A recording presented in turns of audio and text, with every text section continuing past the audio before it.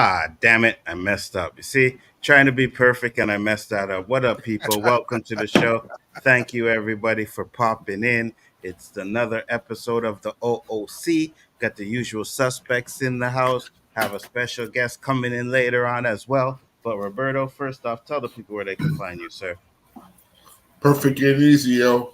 You can find us here on Wednesday night, 9 o'clock, 9:10 tonight, because it's just what it is.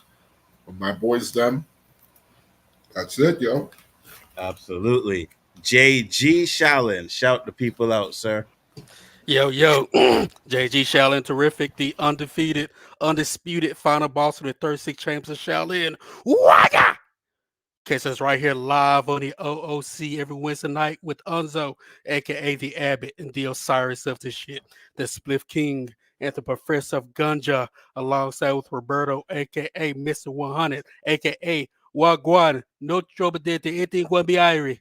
No woman, no cry. That's right. Thank you, everybody, for popping in. Much appreciated. Now, if you notice, when I first put the stream up, I had pre-birthday stream. You know what I mean? Gonna talk about some. Still gonna have some fun. We're still gonna chill. We're still gonna do this.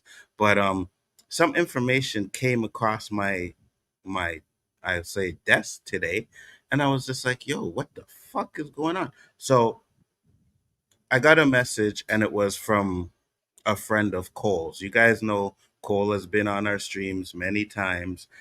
He's on the tournaments with us. Really good guy. And I was like, what am I reading here? So I was told I was able to share it with people that he knew and who he streamed with, right? So I sent it to K Dot and Nerdman, and I sent it to Danny, but I said the best way for me to actually let people know what's going on, because it was sent in his Discord and I don't do Discord. I said I'm gonna come on the OOC tonight and give a little talk about it. So if anybody says out there you're putting his business out there, no. I was told I could share it. It wasn't necessarily told I could share it on the stream, but the reason why I'm doing this is because I want Cole to know that we care about him. You know what I mean? So I'm gonna bring it up real quick. This is the message I got. Let me just bring in Nadia real quick. What up? What's up, Nadia? How you doing? I'm good. Shout the people out. Let them know where they can find you. You can find me on the LOWKEY K. Like, share, subscribe, set your notifications so you know when we go live. Ooh, did that rhyme? Yes, Yeah. it did. Bars. But we already know you. We already know you got bars, so we ain't worried about that. All right, guys. So this is what I got now. Cole Turner, we all, like I said, y'all know who he is. Nadia doesn't know him. Roberto doesn't know him, but JG does, because JG Yep. has been on the streams with us, so he knows him. It says, "Hello. I'm one of Cole's friends and neighbors. I've been asked to convey the following information. Yesterday morning, he was experiencing difficulty breathing while we were paying the rent, but insisted that we shouldn't worry. Shortly after, we observed that he was drooling and having trouble maintaining his balance. We attempted to get his attention, but he was unresponsive and appeared blue, prompting us to call for an ambulance. The paramedics determined that he injected substantial amounts of oxycodone and sleep tablets, caplets, sorry, and administered naloxone, I don't know what the hell that is, and charcoal to eliminate toxins from his system. He's being held under observation for 72 hours to ensure his safety. It's necessary for him to undergo evaluations with a medical professional to assess the potential for neurological damage. Until he's permitted to return home, he won't have much access to his electronics or the internet. He's allowed an hour to utilize his phone and the Wi Fi each night for the purposes of contacting us to provide assistance and attend to his apartment and pets during his absence. I am unfamiliar with these applications, so I kindly request that you notify anyone else who knows Cole. I recognize your name from the accounts he spoke about. So that was the first part of it. And man, I was like, yo, I hope he's okay, right? But when I seen that, I was like, did he try to off himself? But I was like, I didn't want to jump the gun or anything. So then I read the second part. And this part says, we appreciate this and apologize if it's tough for anyone. We thought it was important to share this information and to check on Cole's applications. I have been unable to find the necessary time to talk to him as frequently as I would like, but he has often discussed his far distance friends on the chances I have particularly you and a female whose names I have forgotten. While he is currently in stable condition, he has been refusing most of his meals and has been emotionally shaken, making face to face communications difficult for the time being. He requires oxygen and was sedated for a period to stabilize his heart rate and allow for a brief break of pain medication to address his leg injury. He's receiving small doses for the pain in the early and late hours during meals and television. There may be some minor neurological damage after testing his reflexes, but they're optimistic it will resolve itself on its own. Following recent tests, it has been confirmed that cocaine was also present in his system, and Cole has acknowledged that it was a suicide attempt. He may need to remain under care for a while longer, although they're unable to accommodate him for too long and is eager for him to return home at the earliest opportunity. Thank you for everyone's current and future support. We believe it will help him recover. So my job on this stream is not to talk about what he did, but is to let him know that yes, we want you to recover, Cole. You've been streaming with us for almost what, 3 years now, longer, and you know we consider you a friend. We consider you a friend. I personally can never understand what someone is going through in their own life. But what I am telling you is that you have people you can talk to, man. I was just a message, a phone call away. Same with Nerdman, same with K-Dots. If you ever need to have a conversation with any of us, man, you just have to link us, man. Um, I do hope you recover. And I can't wait to get you back on stream here so we can talk about your racist ass. JG, any thoughts? Cole Cole is a really, really, really cool, genuine guy. I mean, we rag on him a lot, but he always takes it like a champ. He gives it back to us too, right? So, Hmm. and a lot of time, I mean, I hate when people say someone's too young to be stressed, Hmm. right? Or they're too young to be thinking about certain things. We're in a society now where everything is stressful. Everything, right? Whether it's financial struggles, whether it's school, just life in general. And it's not my business to know why Cole decided to want to go that route. But whatever the situation is, like Unzo said, hey, message us, let us know, man. I mean, I know a lot of times certain streams are remedies for whatever someone's going on, right? Facts. It's an escape Facts. from the reality Facts. that someone may be suffering. And And at times, when someone's not streaming, they could kind of go into that little mode where, man, I'm back in reality again, right? Hmm. And so, whatever the case is, man, hey, if you want to talk about debate movies, hey, I'm always here, right? We can go back and forth, right? And so, uh, I'm praying for you, brother, man. Whatever God you believe in, or whether you believe in God or not, whether entity, hey, speak to that entity or whatever, and we're here for you, brother.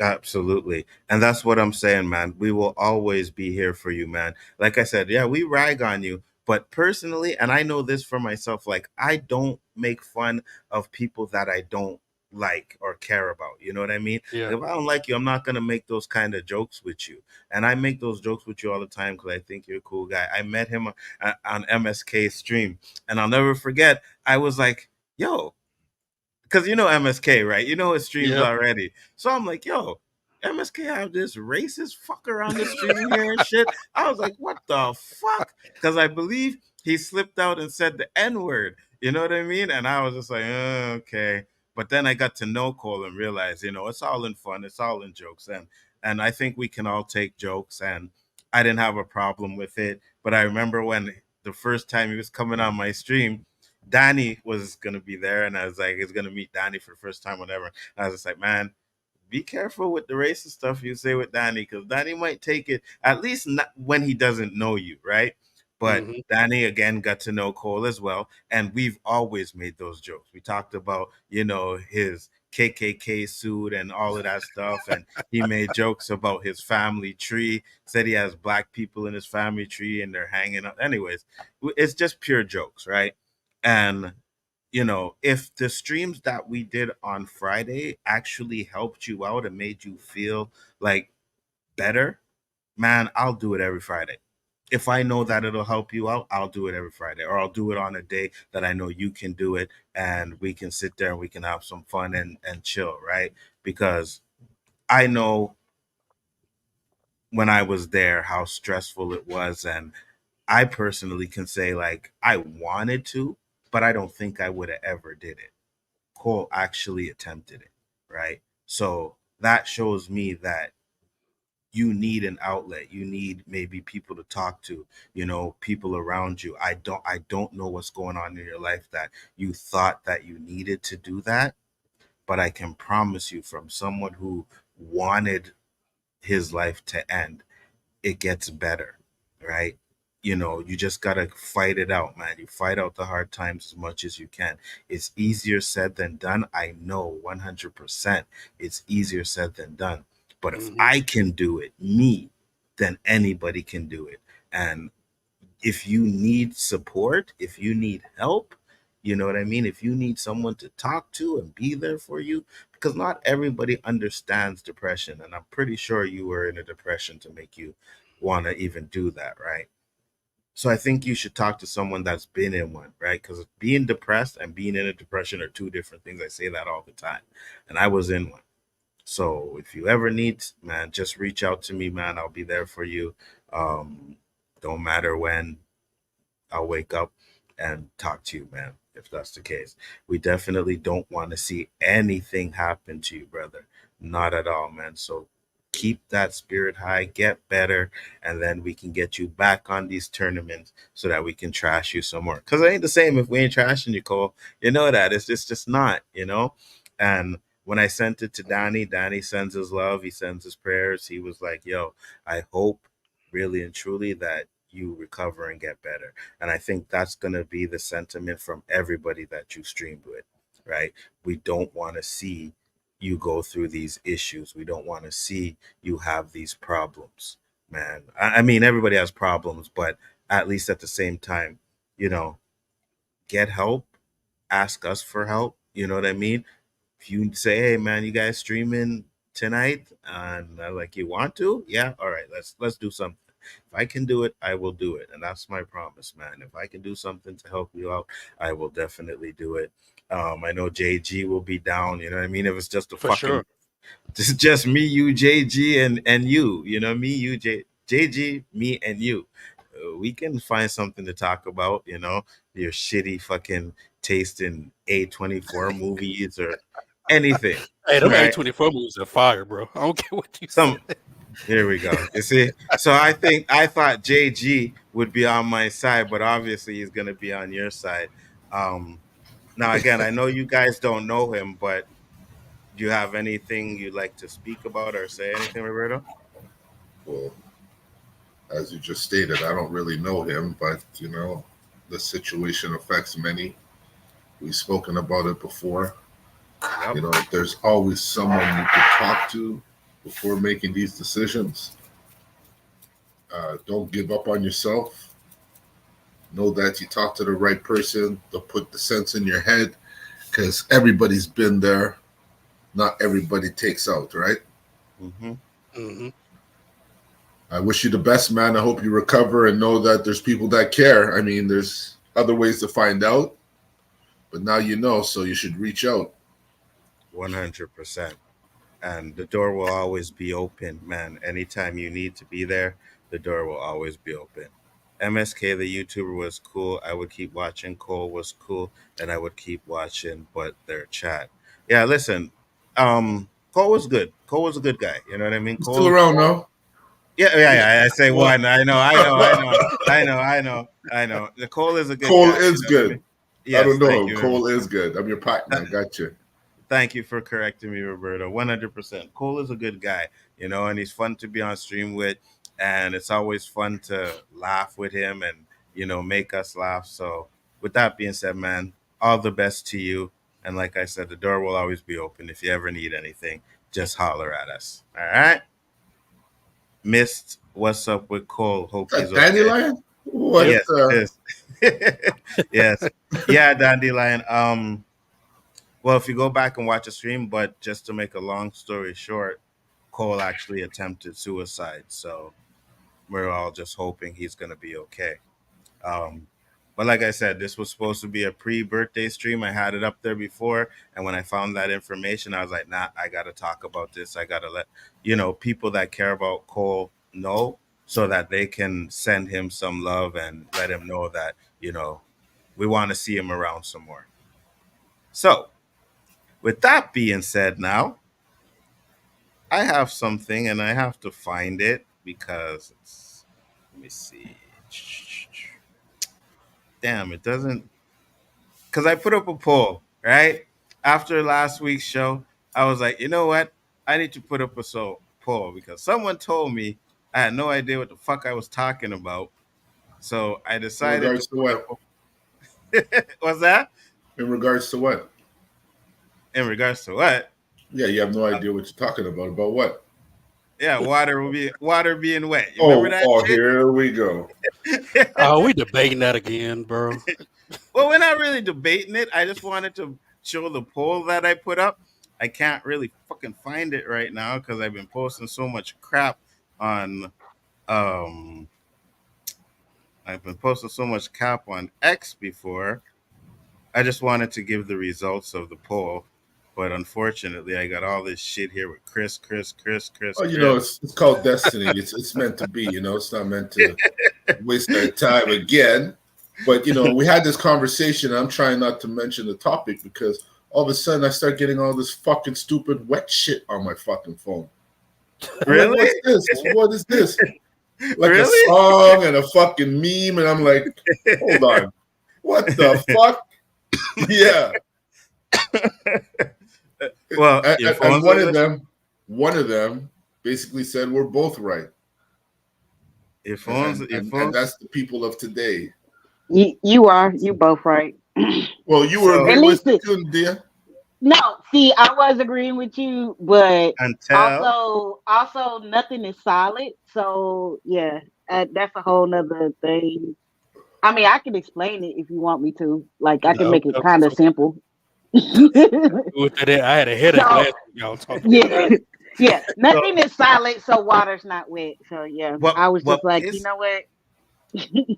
what pissed me off is I was looking at it like, because I ain't done with this shit yet. No. I ain't done with this shit yet. So I went on there and I said, "Oh, Bill Nye the Science Guy, is water wet?" So I said, "Boom, I'm gonna put it on." The motherfucker didn't answer the goddamn question. Because it's like saying, is this real? It's like it's real to It's us far because fetched. we're It's like experiences. Like is my life even real? Is this a simulation? And then the answer to that would be it's real to you because it's happening to you and it's your experience. You know what I'm saying? it's like saying it's Hmm. fire hot. Yeah. I mean, no, that's proven though. No, no, So no. It's no. The correct one for that would be, is fire burnt? Because if fire touches you, it burns you. Or another one would be, is dirt dirty? Dirt, So dirty. these are questions you can have with yourself. Is dirt dirty? These are topics Right? I'm going to be silent. Don't bother asking my opinion. I'll just sit back and pretend I'm listening. Is dirt Okay. dirty? Come on. Is it?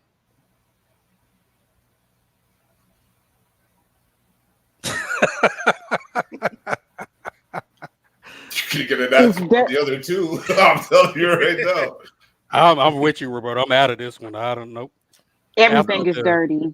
Everything is dirty and everything is gross. That's what the pandemic proved to me. People are too fucking educated now. They're all fucking scientists. People are gonna go in a bubble real soon. I'm telling you.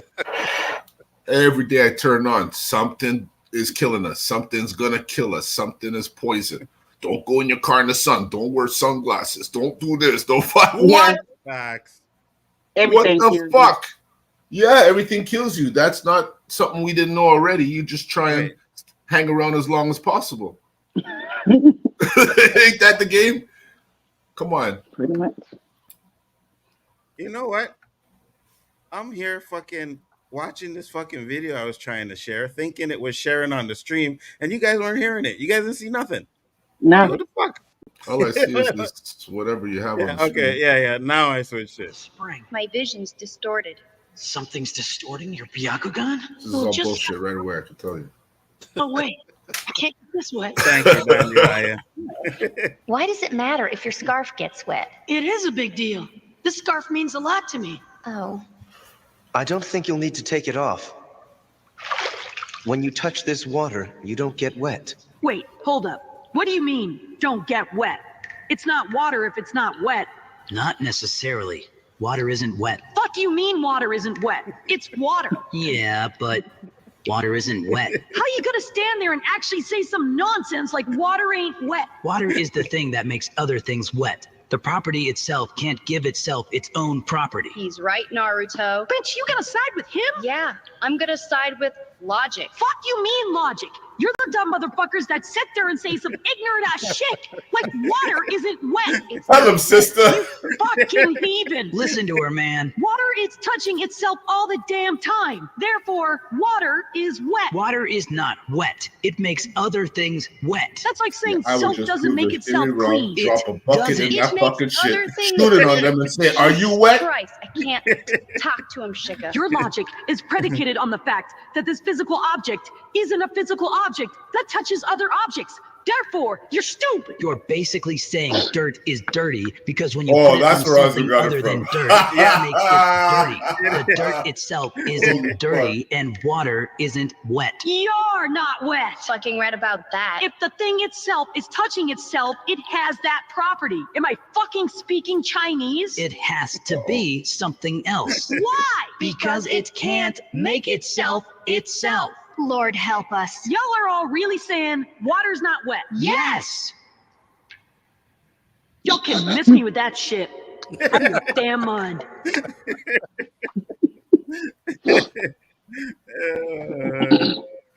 But yeah, water is wet, but it's not wet, and nothing is actually solid because we're all just molecules that are moving at a certain rate to create a solid figure.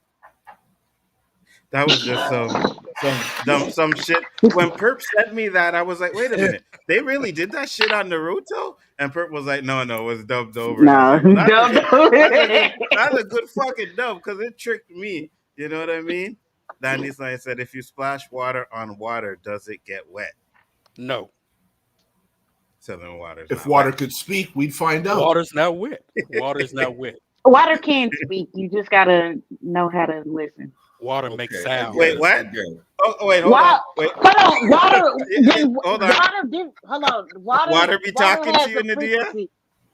Nah, not like that. But like, water has different frequencies, and depending on the temperature of the water and the way it's falling, it falls at a certain frequency. It's more musical than I would say actually speaking. But If how you hear how something you talk- define music? Huh?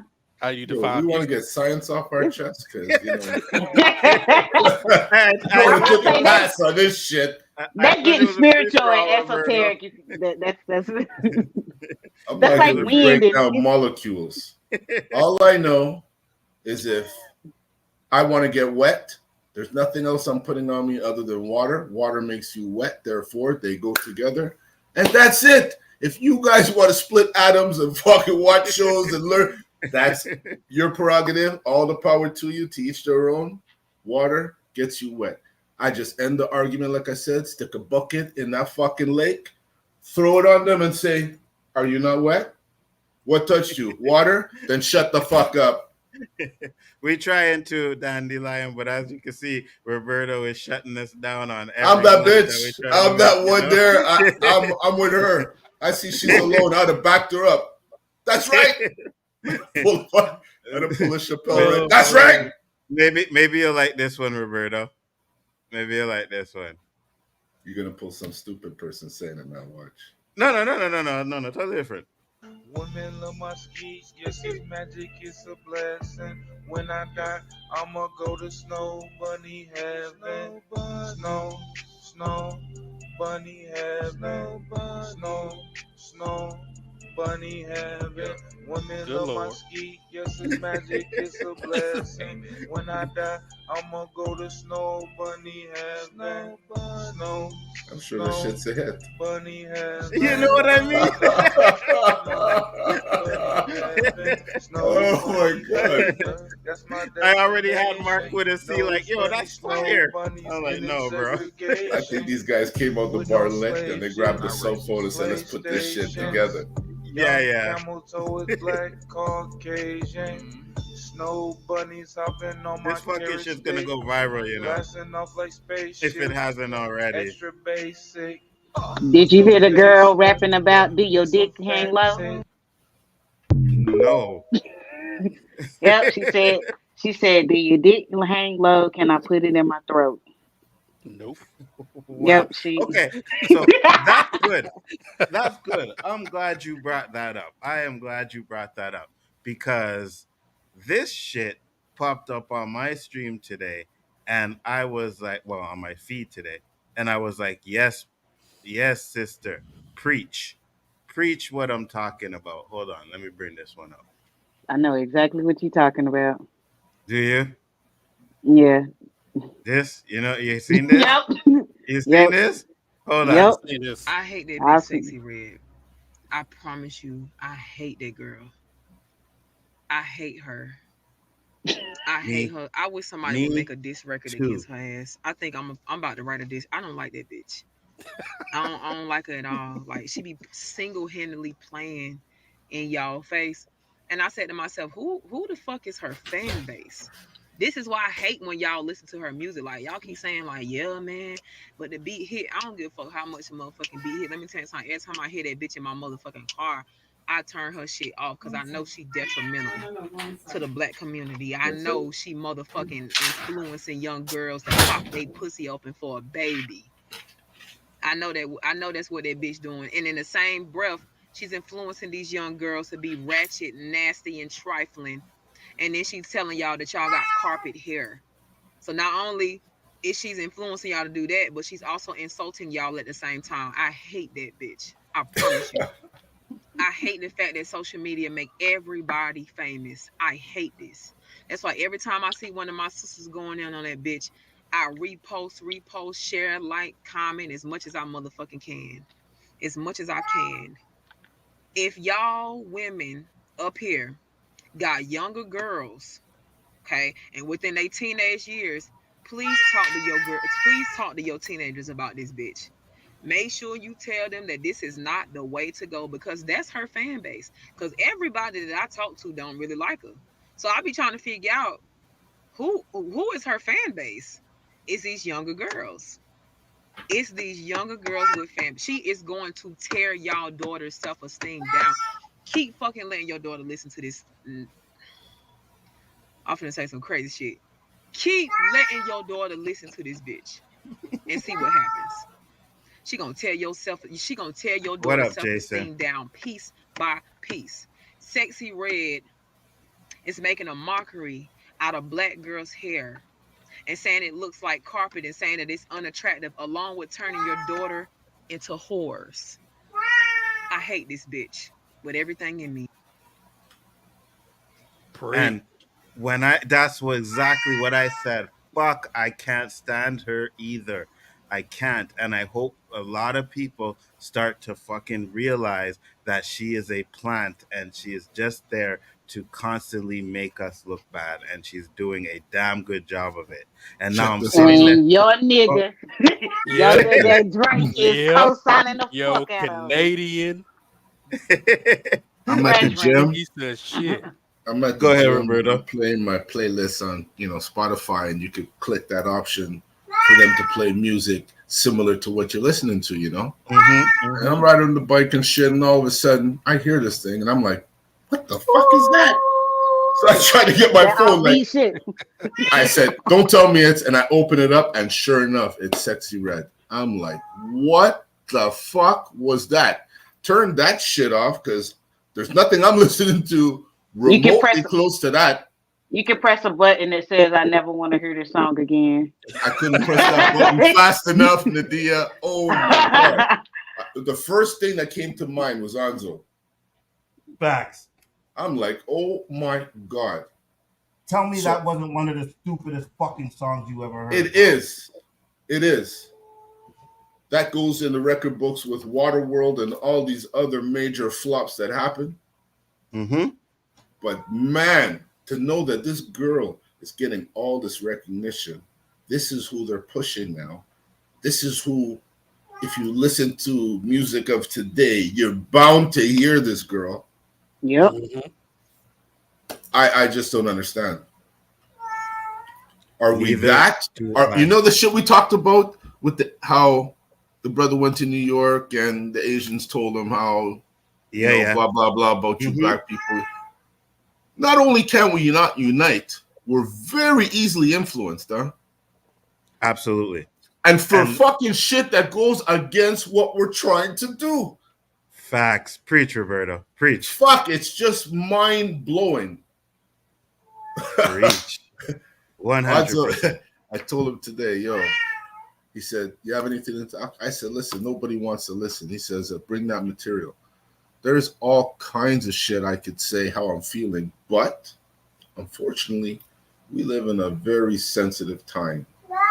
I don't know what bylaws and conditions this motherfucking platform is putting on us, so I don't want to get us kicked off, right? But in all honesty, I was talking to PJ, my nephew, today, and I was telling him how I feel about Montreal and where it's going and how it is that there's not a day I could talk to somebody or talk to somebody who's driving on the phone and they're not cursing somebody out. It's not good for our health. It's all fucking negative, right? He starts telling me about T-Dot, what's going on. And I kind of said, okay, maybe it's not so bad here. What the fuck? Did you hear what happened down there just recently? These guys playing dominoes in the back of a school. 14-year-old comes up and drops 38 shells on the concrete. What? Kills a 61-year-old, kills a 52-year-old man for initiation. Wow. That's crazy. Initiation, dog. Oh yeah, they're not jumping people in anymore like they used to. You don't know when it's coming. Now, it's coming down to the point he told me he hates T-Dot. You can't even really go anywhere because if you're not worried about your life, the cost of living is unbearable. Like, you go to a burger place, you're thinking, hey, I could take the whole family. Hey, you know what? They're serving beer. Let me have a beer. Let me have an next juice, That bill comes, you're like, yo, why didn't you tell me before I placed my order? Like 2 bills. Yeah.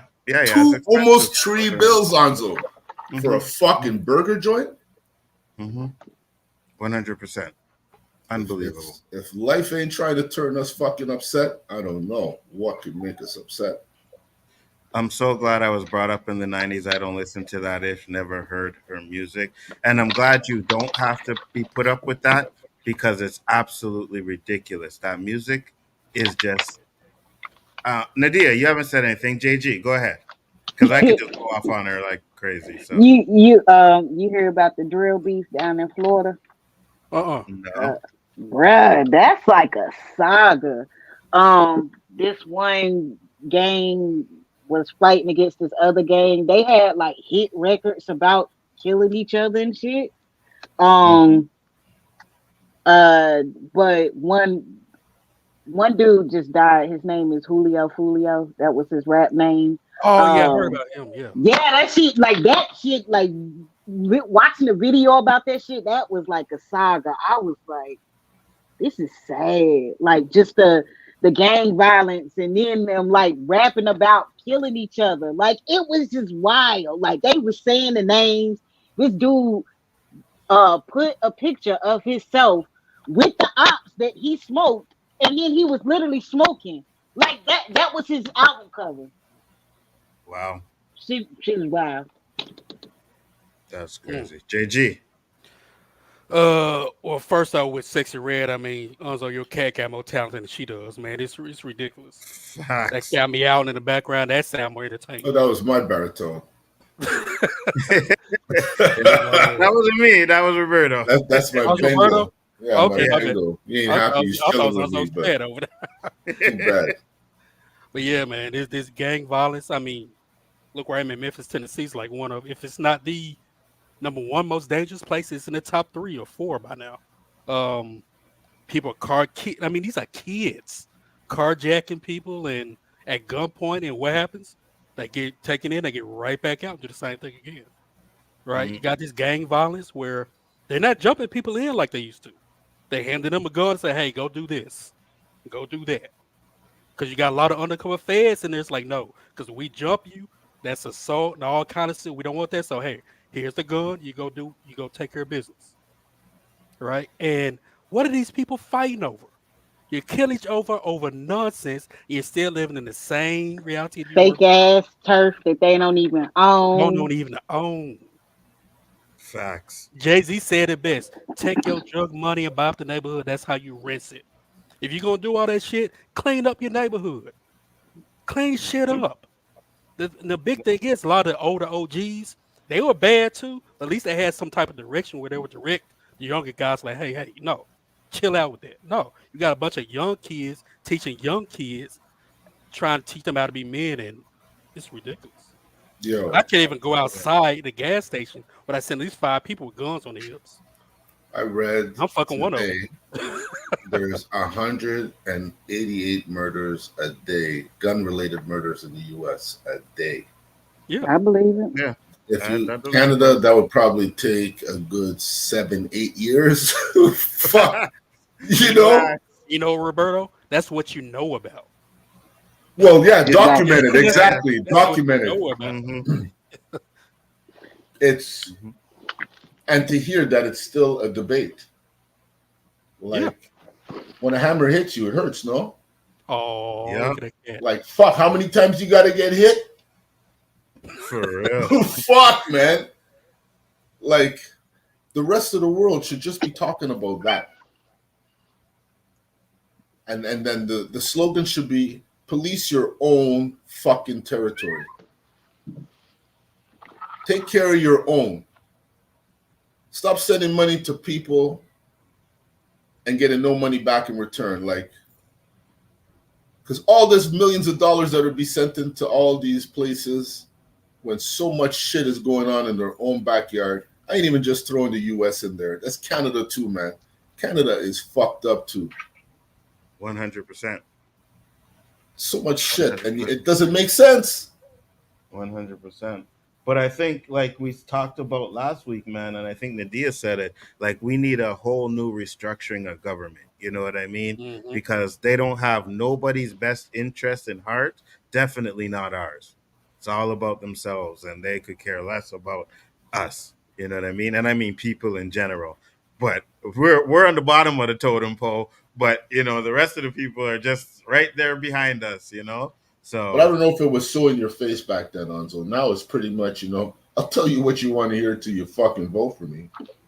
Then when you vote for me, 100%. go fuck yourself. I got 4 years or 2 years or whatever in this place. Let me take care of what I want to do. You don't like it? You put me here. Wait till I show you a clip that I have after we get to something else I want to talk about, right? Because as you've seen here, It says Dr. Disrespect admits. It's not necessarily about that. It's about the situation, and I wanted to get you guys information because we're YouTubers, right? Well, I'm a YouTuber, anyways. I would consider, even though Nadia doesn't have her channel, she's always on low key, she's always here. I would consider her YouTube. JG is just a mooch, a freeloader that pops up whenever he's invited to a stream. Hey, He's I just own like, that "Oh, shit. what's I JG, you own feeling that the shit. love? You I feeling the love, own that JG? shit. I own it. You guys do the work. I just show up and get all the credit. I like it. I'll take it. You see what I'm saying? So I'm gonna That's bring the this up. path to follow, Shaolin. Hey, that's I'm gonna bring politics this. right there, boy. I'm going to bring this up and I'm going to read his response to it. And just to give you some details, and again, it's not about him, it's about, I want to talk about what actually happened, right? So he was this big YouTuber, Twitch, whatever guy. He got banned off of Twitch because Twitch used to have these whispers, and it was exposed that he was talking to a 17-year-old, right? And he's an older man. So his response was this, and I just want to get to it, and I want to get you guys' thoughts. So it says, "Hello, I'd like to make a quick statement. Let's cut the fucking bullshit. As you know, there's no filter with me. I've always been upfront and real with you guys on anything that I can be upfront about, and I've always willing to accept responsibility, which is why I'm here. First and foremost, I do want to apologize to everyone in my community as well as those close to me, my team, and everyone at Midnight Society Games Studio. A lot of people have been left in the dark about what happened yesterday with Midnight Society, and we made a painful decision collectively to have me step down.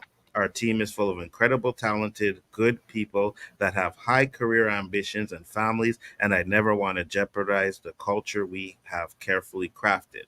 Everyone has been wanting to know why I was banned from Twitch, but for reasons outside of my control, I was not allowed to say anything for the last several years. Now that two former Twitch employees have publicly disclosed the accusations, I can now tell you my side of the story regarding the ban.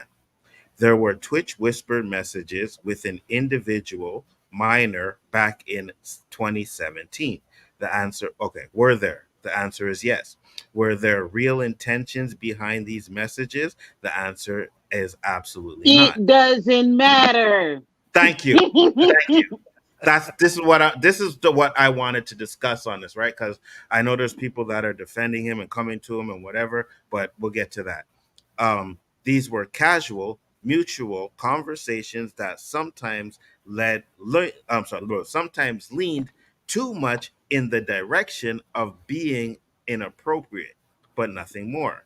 Nothing illegal happened. No pictures were Oh, shared. this is a pedophile trying to justify all the fucking shit that they Yep. did by trying to say it wasn't that bad. That was not my intention. He sounded like Colleen Ballinger, who had a fucking chat full of kids. And it's like, I was not trying to be this way with those children. It was just innocent.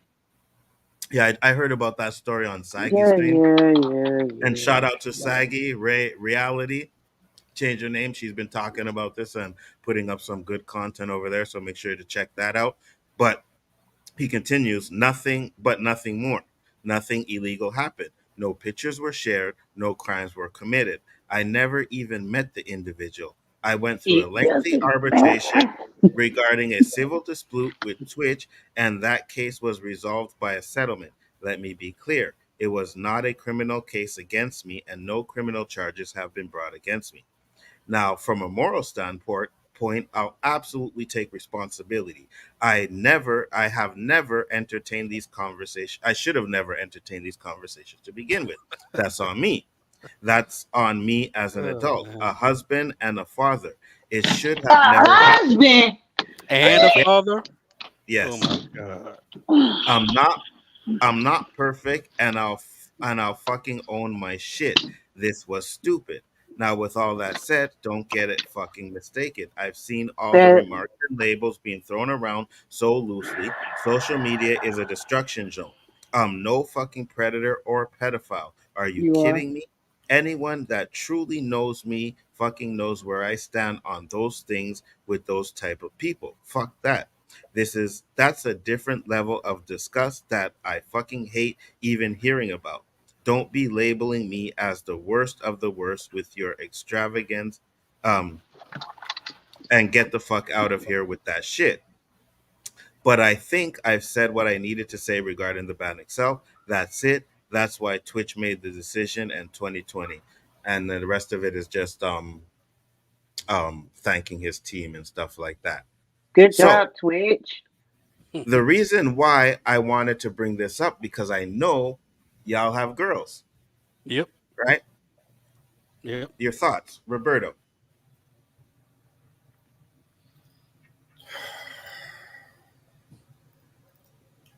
Come on, spit it out. It's a sensitive topic, man.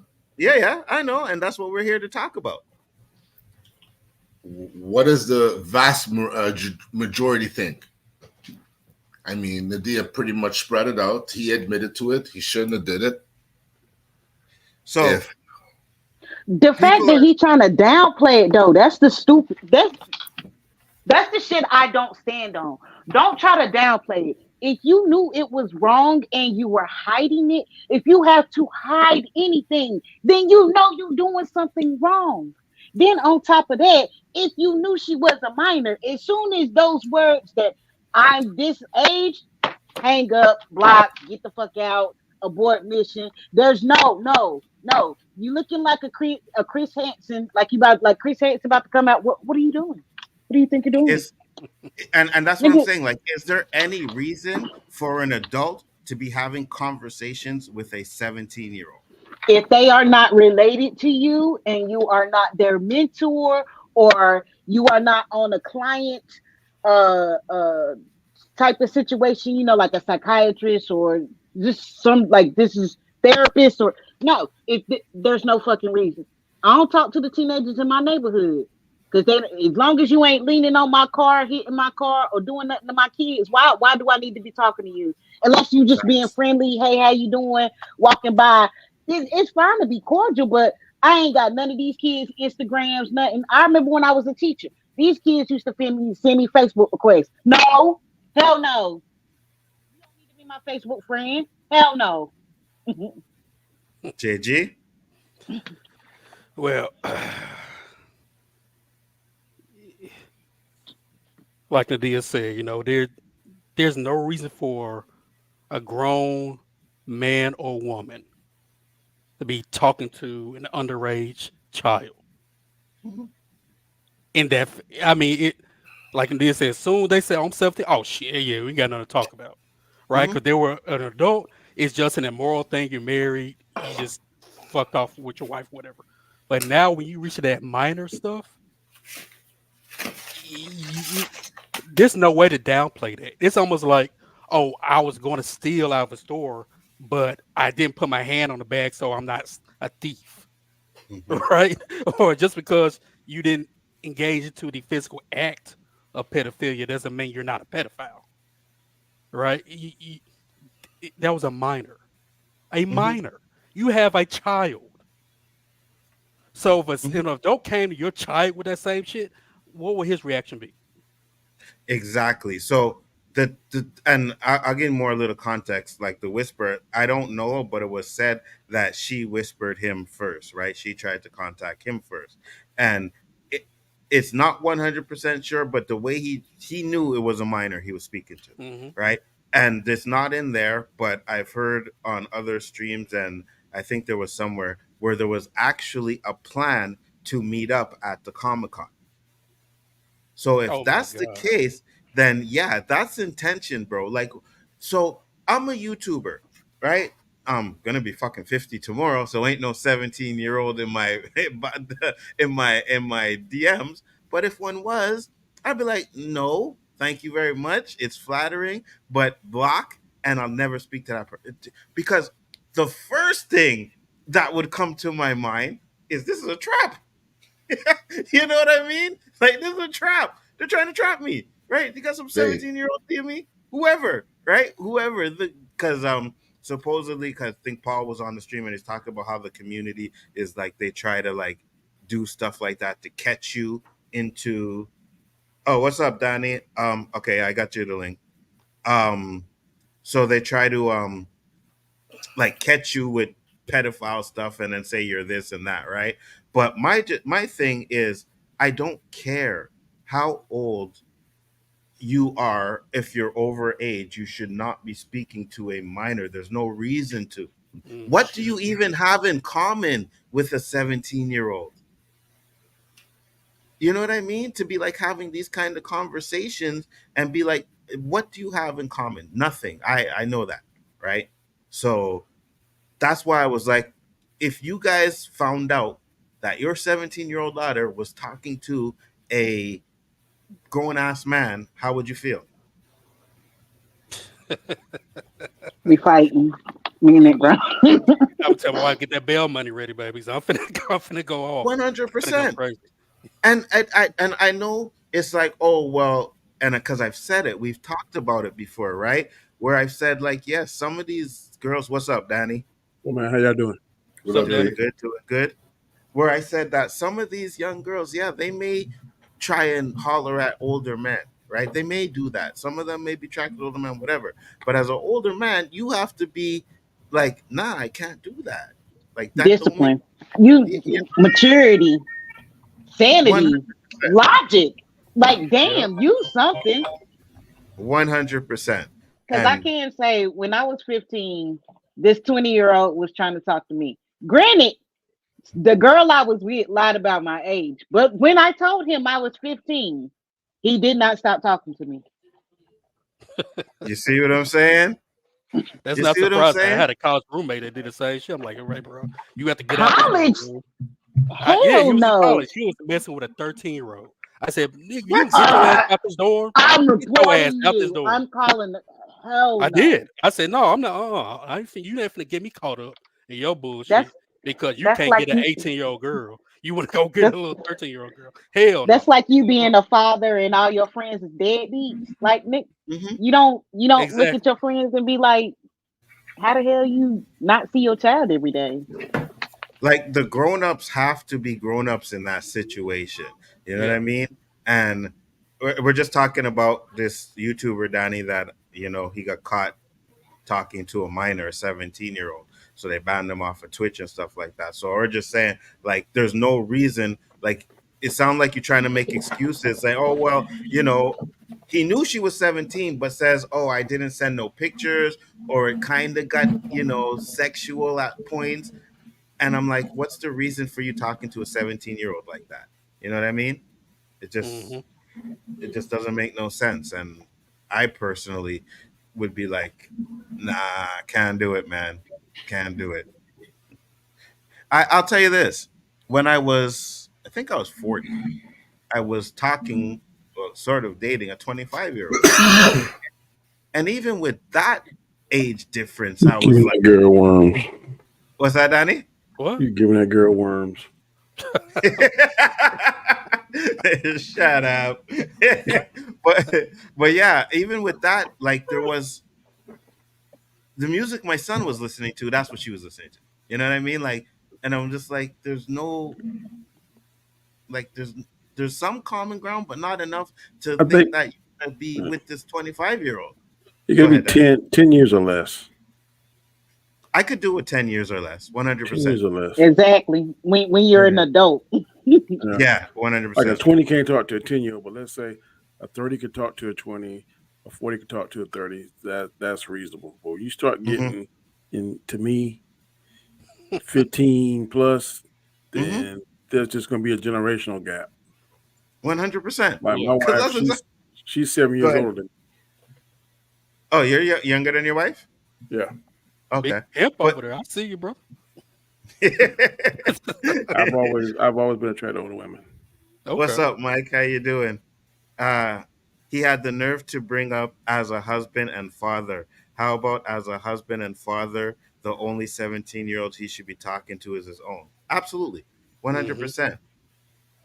If I could be your mom, I'm out. Exactly. You know what I mean? Like, it just don't make sense for anybody to a grown-ass man to want to do that. You know what I mean?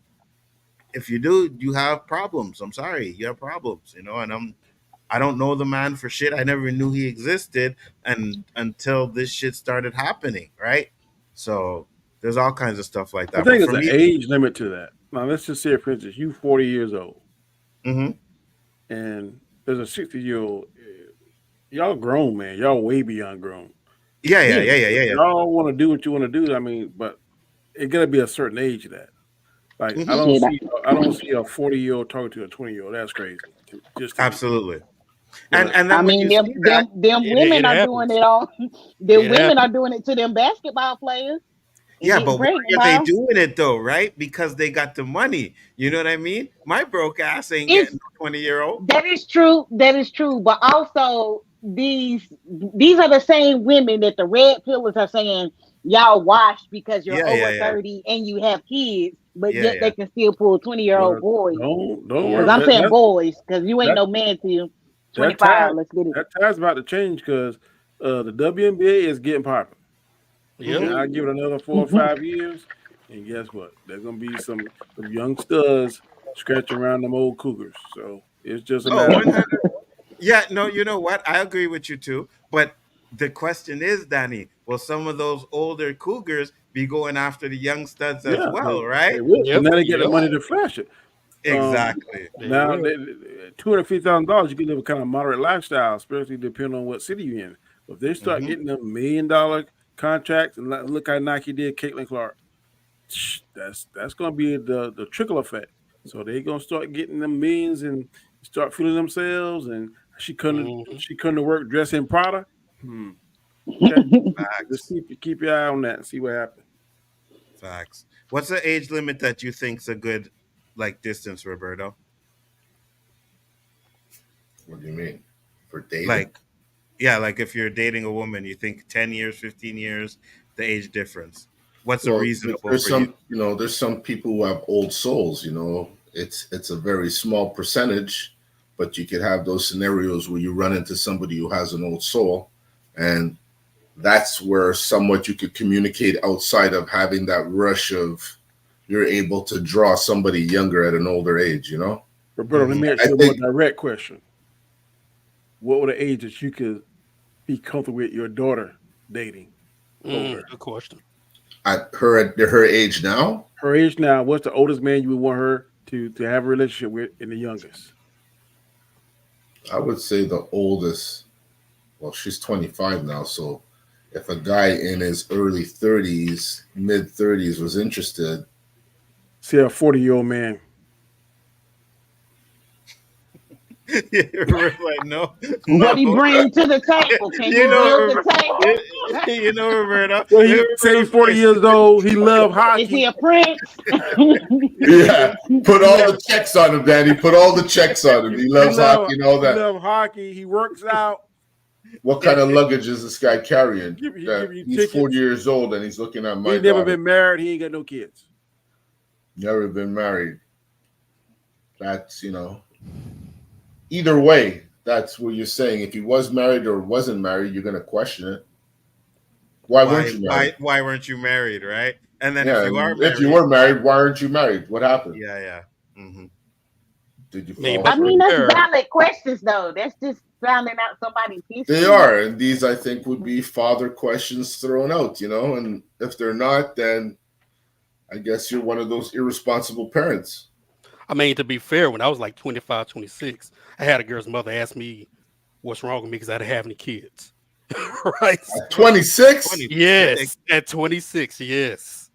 Damn. Shit. So it's the South, baby. It's the South, man. It's different. I'm about to be 36 in September. Why is it people my age that's already grandmas? Yes. I'm not fucking lying to you. People I went to school with, their children already have. Damn.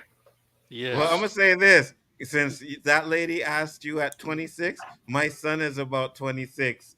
Kid, what you waiting for? You know what I mean? What you waiting for? Huh? Give me that grandchild. No, I'm just kidding. Not in this economy. Not in this economy. When he's ready. When he's ready. Absolutely, 100%. So to answer the question, Roberto, depending on the dude's situation, you would be okay with a 40-year-old? No. Oh, okay. That's what I was on. Because you were asking, what's his situation? What's he like? What's he doing? Those are questions that are going to be thrown out, but that's the start, right? Mm-hmm. So Here's a question. Let's say it happens, you're not okay with it, but your daughter's in love with him and he treats her good. Nanny, tell him the law. She said, "Adult free to make her own decisions." Girls are on a if you don't have a daughter, you can empathize, but you never know because it's a different. And I hate to say this, it's a different kind of love because, like my son, he goes out. I really don't too much worry. My daughters go out when they was under my roof, man. I'm checking the phone like every 20, 30 minutes. And I'm trying to say, man, do I text them and say, man, what's up? Or do I give them their freedom? It's just different. And then you don't really feel safe until they're in the house. They're pulling up in the yard. Because we're men and we know how men think, right? And that's right. And we know. And you're like, man. And then when you meet this cat. And that's why we choose the bear. And he ain't fixing, your spider sense is tingling. And you like, man, if I go in too hard, they're just gonna pull this clown closer to my daughter. So I gotta try to play my distance, play cool. Then still trying to secretly warn her, hey, look, man, if this cat do this, you do this. If he do that. But it's crazy, man. I wanted to be the fucked up father. Yeah. Tell all your friends your dad's fucking crazy. Tell them all. So tell them all. Yes, because when I grew up, there was one hot girl, and the legend following her is her fucking dad is crazy. Nobody went near that girl. We were wiser. I don't know. It's a different generation now. But if her father was crazy, that was enough for you to say, man, she looks good from far. 100%. There was a girl too that, like, her father. This father, he was one of them Jamaican bad man. You understand? That like just respect. Come up. Yeah, nobody. How you doing? Sure, I can tell you right now. I don't care how fine you are. If you're Jamaican, I'm not messing with you. I'm gonna tell you that right now. See that screw face. These guys like to do shit in the daytime to make their shit known. Facts. Oh my goodness.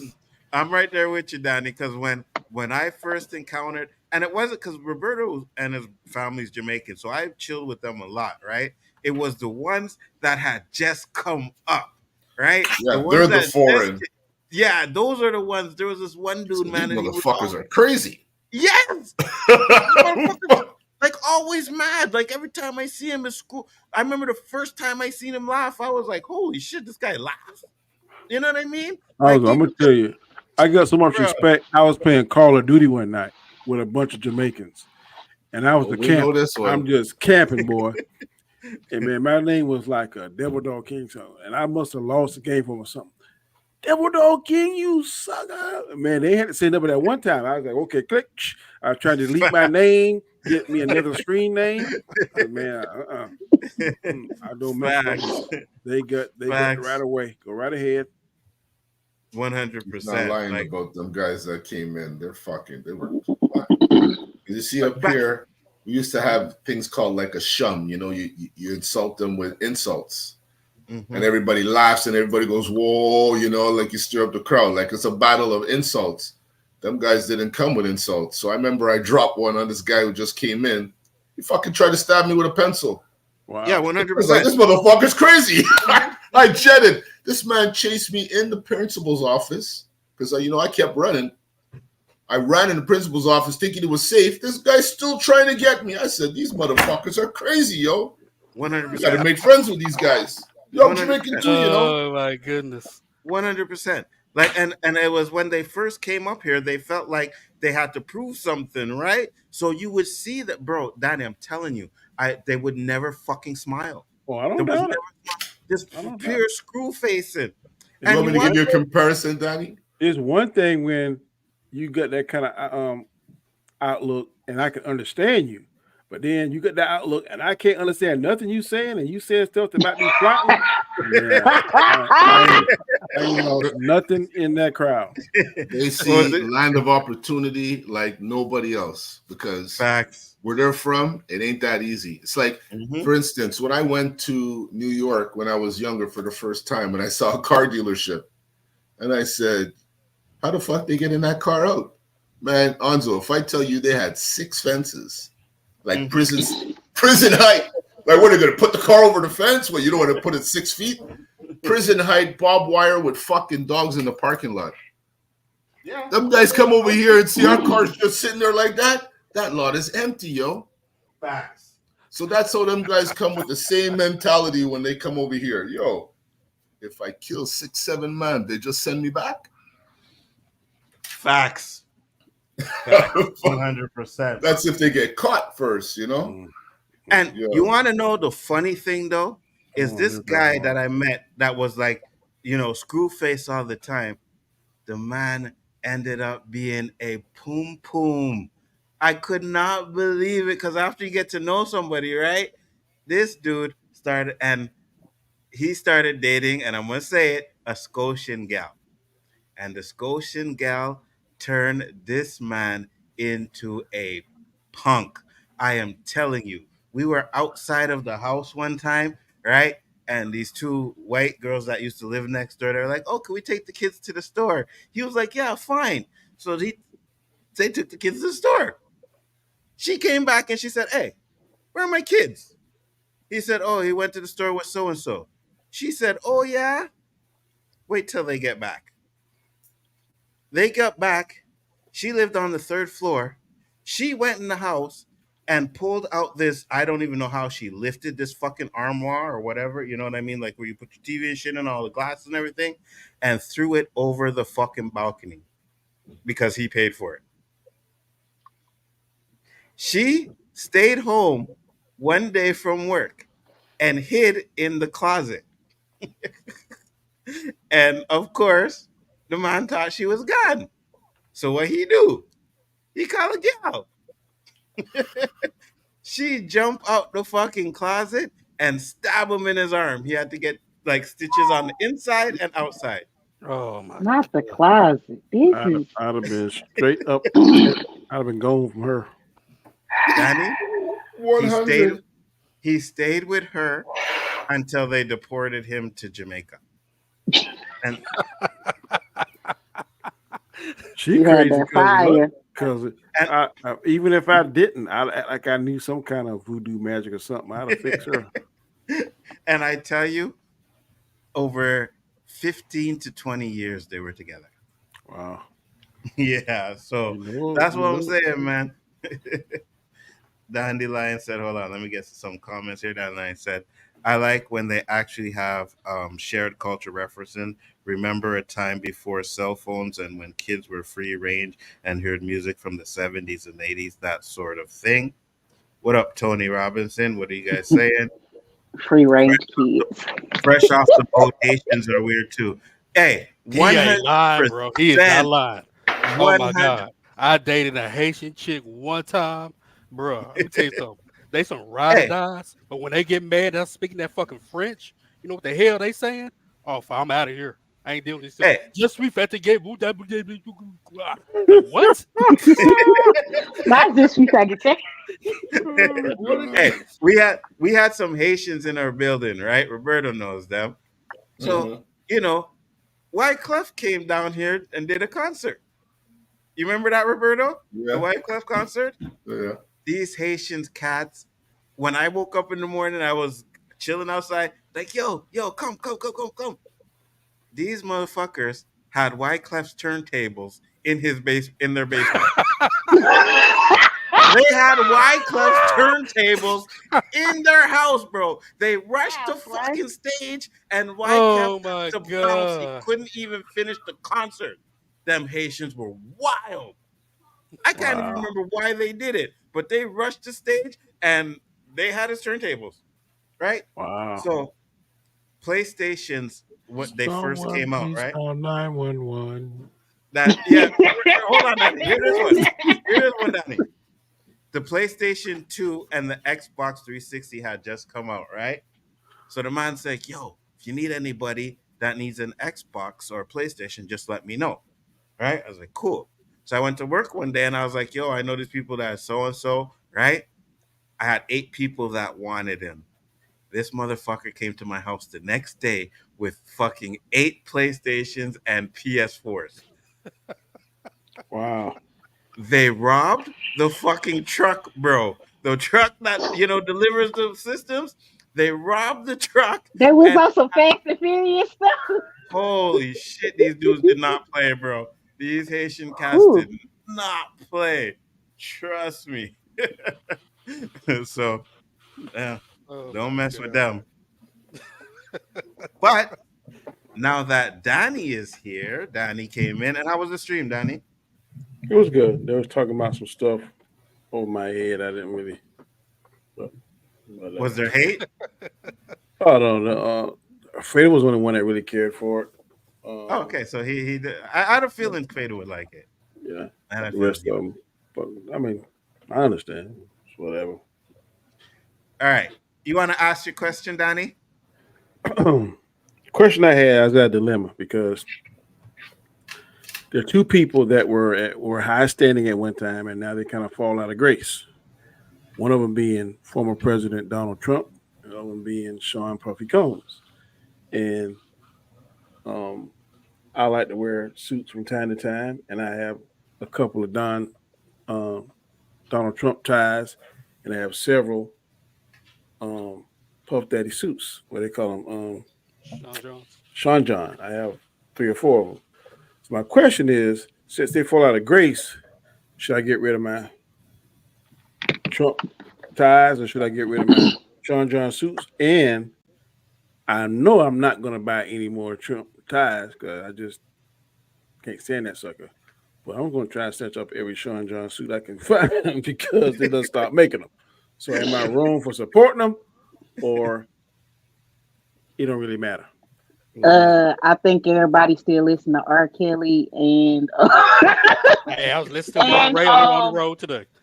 And, you already paid for that shit.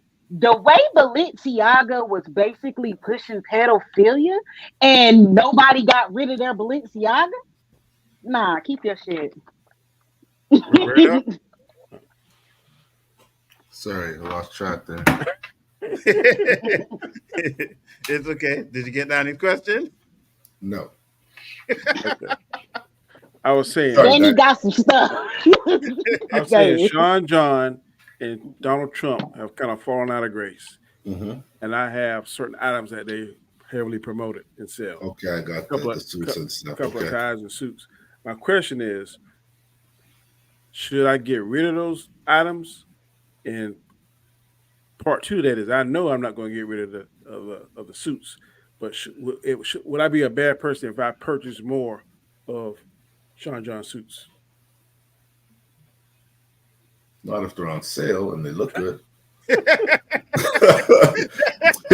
Yo, they might be collector's items. You know, I don't even know. Maybe that money be going to pay some of the victims. You know, that's the excuse I could use. You know, because I'm sure he's not pocketing that money no more. Oh no, they cut him loose. They stopped making them. So there you go. You know, if anything, those funds are not going to him. If you want to look good and them suits are still in style, go for it. But the other fella, I would donate those ties to the people that want to wear them. You know what? Yes. In case Go ahead, he JG. wins, in case he wins, I will sell that shit top dollar. The original Trump ties and a black dude selling them. Oh, you know they're gonna go like hotcakes. I never thought that, JG. I never thought of that. Hey man, you ain't even have to be supporting him, but put like hashtag Blacks for Trump. They eat that shit up all the time. Really, hashtag Black Republican. They will eat that shit up. With a Make America Great Again hat too, man. You gonna? Hey. No, I can't do that. I'm about $1, a fair $1, but I can't wear one of them hats, bro. I mean, they're all over where I live at. The flags are unreal. One day I'm gonna take a picture and show y'all, man. They are unreal down here. It is crazy. No. The people, I swear it's a cult because one, Trump owns land in the town that I live in here in North Carolina. Yes. So he's actually been here. He ate at a soul food restaurant. That soul food restaurant shut down because black people stopped supporting it after she let him eat there. Anyway, I am not playing. That's sad. That's sad as fuck. That's cold. It is cold.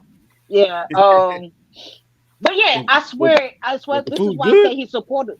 The food in the original spot is good. I don't know. This was like their second spot that was. So I ain't never eat there because I was like, I don't know.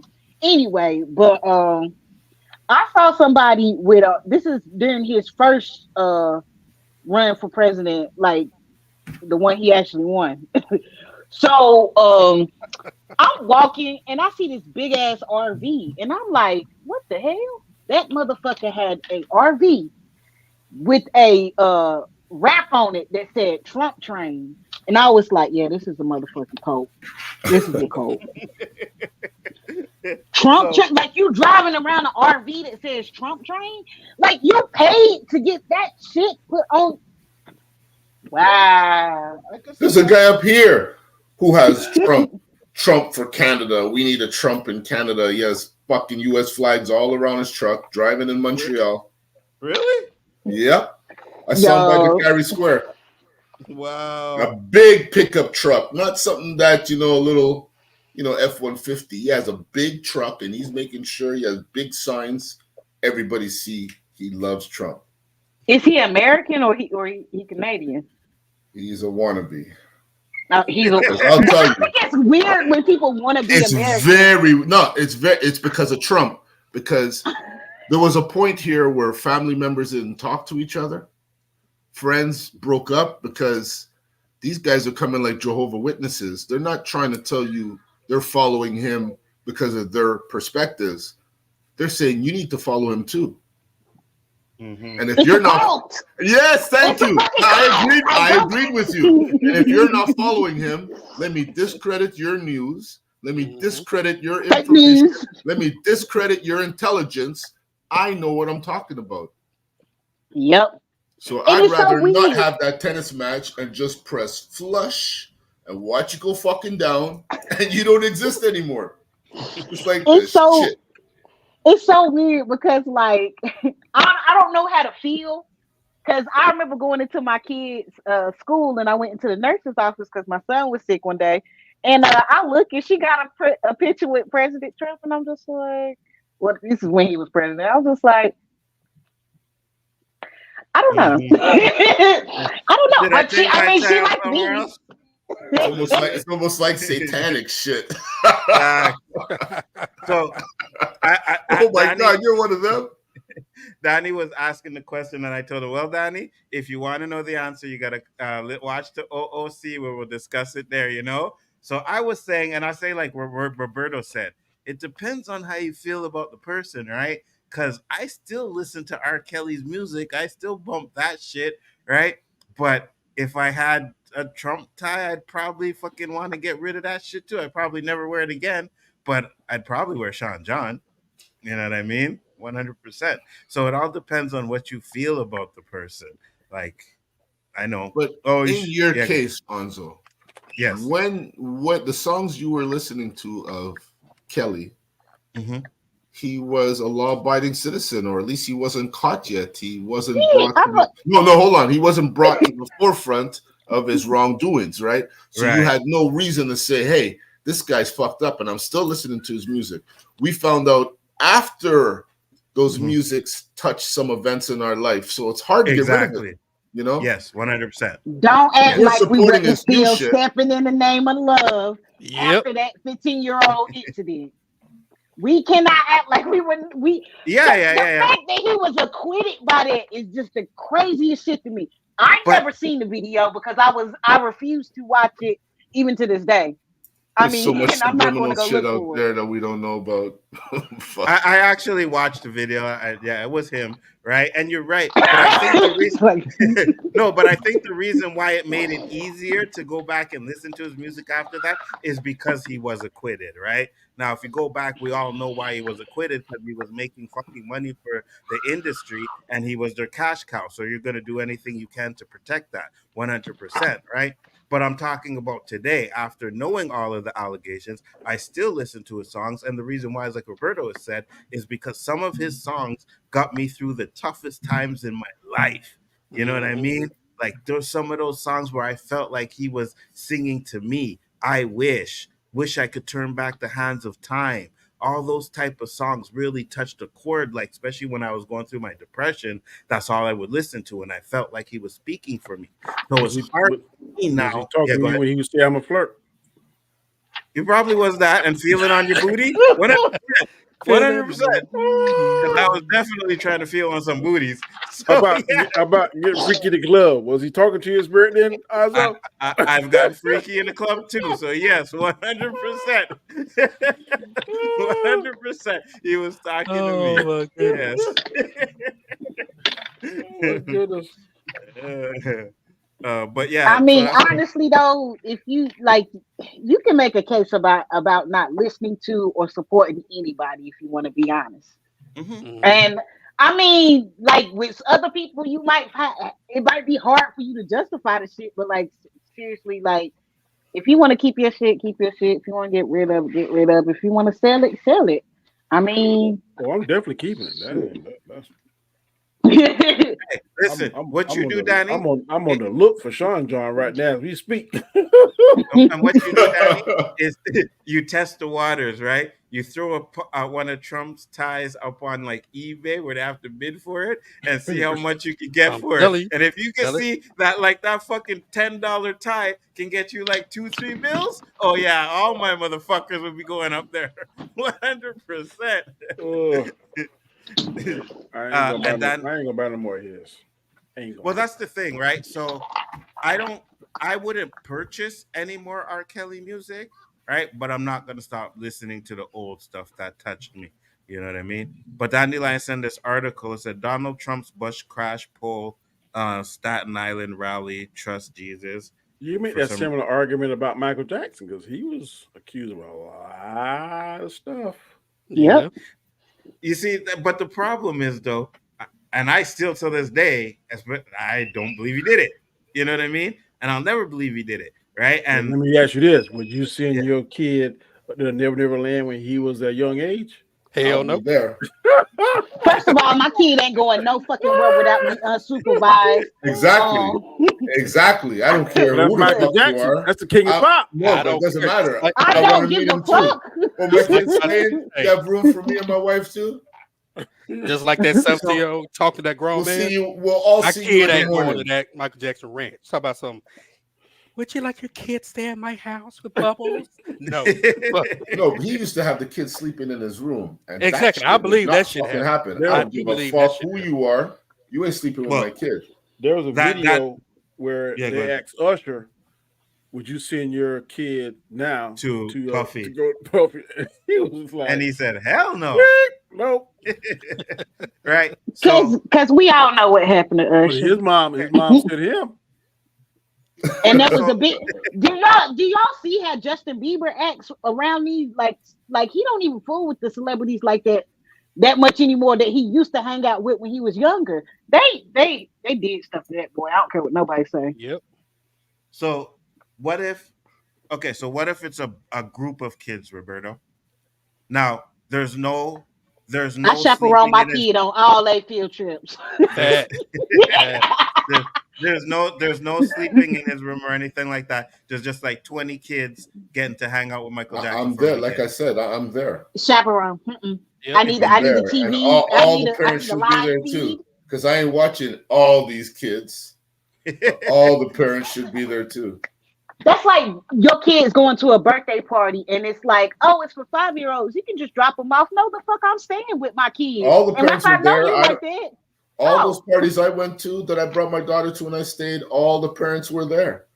The ones that weren't were called, I don't know, irresponsible, or a family member was there, a cousin or uncle, or But so how just old to we leave your talking, 5-year-old. It depends on, like, if it was a family member house in my family, and that's different. A family member that I know, but like it's a stranger that I don't know, like a school party, like no, one of us gonna stay there. Yeah, at least one. Okay, or at least be like in the yard looking. Okay. Mm-hmm. How old are we talking for the child though? How old before you would stop? They're teenagers, they can. I would say I would be good about. What do you mean, to sleep over without me there? Well, yeah. Let's just say go. Yeah, go ahead. Like a friend, because I mean that's happened. Yeah, like a friend. My daughter has slept at a friend's house. Not Michael Jackson before. right now. Not Michael Jackson. We're talking like, let's say, a friend having a party. I know the parents. Yeah, you gotta get to know the parents. I don't know the parents. It's not happening. Yeah. Yeah, I got you. Because I gotta know. It's there's got to be that comfort, right? Yep. Mm-hmm. Because if my daughter says, "Can I sleep?" I said, "I don't know these people." That's the first thing coming out of my mouth. I don't know these people. I don't care if you give me their phone number. I don't think so. Yeah. Let this girl come sleep over here. Mm-hmm. This I saw it's this real life story about this girl. Her parents never let her stay at anybody's house, but the one time they did, the girl ended up into a human trafficking ring because the person that was posing as her father was actually the little girl's pimp. Wow. So basically, another girl that was the same age as her, and that was going to school with her. They had became friends, and she was like, "Let me go spend the night with my friend, please, please, please." And the mama probably wrote down and let her go stay, and the girl ended up in a human trafficking ring. Wow. Did they get her back? Yeah. So he found her. Ironically, he found her at a gas station in the backseat of a car. I guess they was doing a run. I don't know if they was like switching her to a different spot, but the daddy found her, and it's crazy. It's a real story though. So here's an example, right? Because when I used to have my birthday parties, I used to have sleepovers, and Me all too. my friends would sleep over, and everybody, like every year, like if one of my friends didn't get invited to my party, they were pissed at me, right? So, anyways, used to have all these sleepovers, all the friends, even the gals would sleep over. All right, so like everybody How was at old the was party. y'all when the gals were sleeping over? Cause I would say from like 10 to okay, 15. But hold on. But here's the thing. But hold on. But hold on. Let me explain something though. Those girls were close with my parents. Like they would come over to my house and they would make fudge with my mom and they would do all kinds of stuff with my mom. Like they were kids on the block where we had like I would go to their house. Their moms were like my moms was like their moms, right? So they would be able to sleep over. And I was friends. I was not at friends with 15. their brother. I was friends with their brother. Oh yeah, 100%. Because we weren't looking at them like that. We were looking at them as brothers and sisters, right? So it wasn't like we See, were trying to I sleep get with what you're them, saying. I get what you're right? saying because, like, I tried to stay with one of my friends and she had brothers, but her brothers was looking at me like that, and I was Yeah, 13. 100%. Yeah, So that 100%. shit was So wild. right. So because even like when we had a party, one party one year, one of their cousins came from Nova Scotia, and I was all over this girl, right? But I never ever looked at them like that because they were like always at my house. I was always sleeping at their house, so it was like family. So they were able to sleep over, right? Now let me make this clear though. I would have friends that slept over that were school friends. So they weren't really that connected with the gals them that would come over. But the gals them Mm-hmm. but the gals them would sleep in the room with my mom and my dad would come and sleep out here with the boys. You know what I mean? So there was always that kind of Okay, separation. okay, Right? okay, Right. okay. And we're Because not we're hell like no, like at we're all 15, you not having no co-ed sleepover at my right. house. Because And we're and all the guys are sleeping like we're all sleeping in the living room on the floor on the couch, right? My dad's on the fucking No couch or bathroom whatever. hookups. No bathroom. No Shit, it bathroom. was when I was about 12, 13. No Wow. bathroom. I was a little managed little kid, but I couldn't be in a co-ed sleepover. So, I, but the point of the story that I was trying to get at is one of my friends, their mom wouldn't let them sleep over at one point, right? Challenge. The mom was like, no, no, no. So my dad called to talk to the moms and like, hey, we're having a party, all friends, blah blah, and made her feel safe that she let him sleep over. So would that work for you, Roberto? Again, it could be like Nadia said. Could be a pedophile. I got to get you know you more than just a phone call. Who are you? I don't know what you look like. If my kid goes missing, I can't even describe you. How responsible do I look? You know what I mean? I need to come look at your house. I need to come feel use the you. I need to bathroom. feel you because I'm Invite a me over vibe for person, dinner. Exactly. No, because first of all, my kids ain't staying nowhere where it's dirty. My daughter will straight up tell you your bathroom dirty, your kitchen dirty. She don't like dirty. She don't care. So yeah, my kids only stay with family right now though, because they too young and my son with special needs, we ain't got time for that because I'll fight somebody. So, Danny, would a conversation work for you? No, I'm gonna have to know the parents. All I right, have to meet JG. them and get that vibe from them. I got you. JG. Co-ed, hell no, because I know how I was at 10, 11, 12, 13, 14, 15. No, hell no. Ain't doing no co-ed shit. As far as just an all-girl sleepover, like they said, I have to know who the parents are. Even when my daughter has play dates, I'm like, okay, that's my wife. Okay, who's gonna be with you? Who's there? Where y'all going? Right? so I need to know. Because like I said, I'm need bail money. So I don't know. I guess it's different because even when my son was young, like I had a birthday party for him where his friends slept over. There were no girls there, of course, it was just a bunch of little kids. They were like maybe 6, 7. Parents didn't have no issues with it. They let them stay. They let them stay over. But see, like Danny said, it's a boy girl thing, right? A girl, I'm more ready to go out and fight and do what I got to do if something happens. Yeah, right. A boy, definite double standard. Yeah, with a boy, I'll kind of help push him out the nest a little bit faster. They can grow up a little more and be a man almost. So you would be more reasonable with a boy than a girl. Yeah, I would tell you just how double standard it is.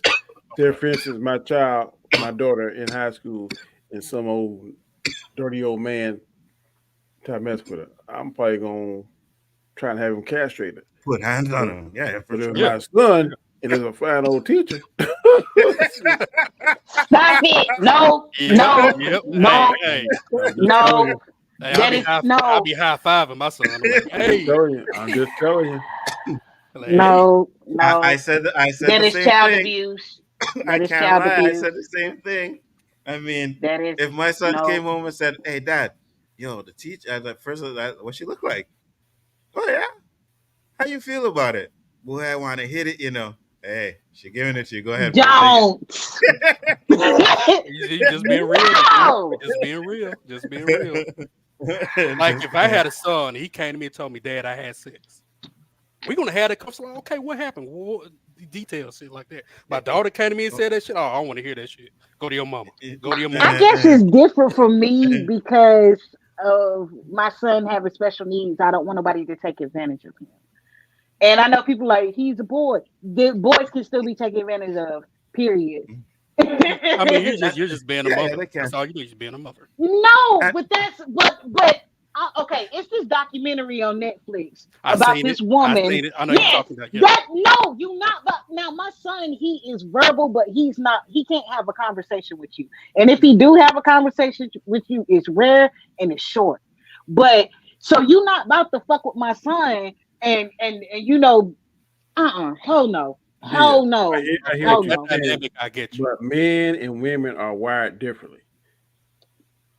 Yeah, but you're not about to. But boys can still be molested. Boys can still be sexually. I'm not saying they can't, but what I'm saying, if my son is 16, 17 years old, and the woman is 37 years old, and she banging. No, hell no. He say, "Daddy." Hey, she can get him diseases and she can have his baby. She can't. No, you're not about to be hell no. That's you. I'm just telling you how men think. I can't tell you how women think, but I can tell you how men think. Because I'll tell you this, Danny. When I was that age, if I had a hot teacher, molest me. I'm willing. Go right ahead. Come over here. That's how guys think. It's just all. You know what I mean? Like, Roberto? Damn straight. We already had this conversation and we hurt somebody's feelings in Australia and then we weren't friends anymore. I'm like, hey, you hit that? Just because everybody don't feel the same way doesn't mean it's not right. I'm like, my nigga. No, but like that's no. Man, that guy would have been like the Stanley Cup if we knew him. We'd all have him in the air. What? You did what? Right? Because you be like, how? Facts. Because I remember there was this dude in school, right? And he banged the chick under the fucking stairways in the school, and he was like the talk. Everybody's like, "Yo, bro, what? You really? You know what I mean?" Like, so now imagine if that was a teacher. we would have been like, yo, you the man, bro. Like, trust me. Now, if I your never son comes understood home, that fucking at school. You can't wait till you get home. You can't Yes, go the to hell the you car. can. You can't The hell you leave. can. Nadia, you talking a totally different language. Meaning, Facts. once you get that drug, sex is like a drug for a young man. And Facts. once You gonna you get that find a first way. hit, it's like you gotta have another one. Look, It's no, I get what you're saying, but at some point you are teetering along the lines of being a sex addict. Okay, You let don't me care. explain. You don't Let me care. explain. You don't care.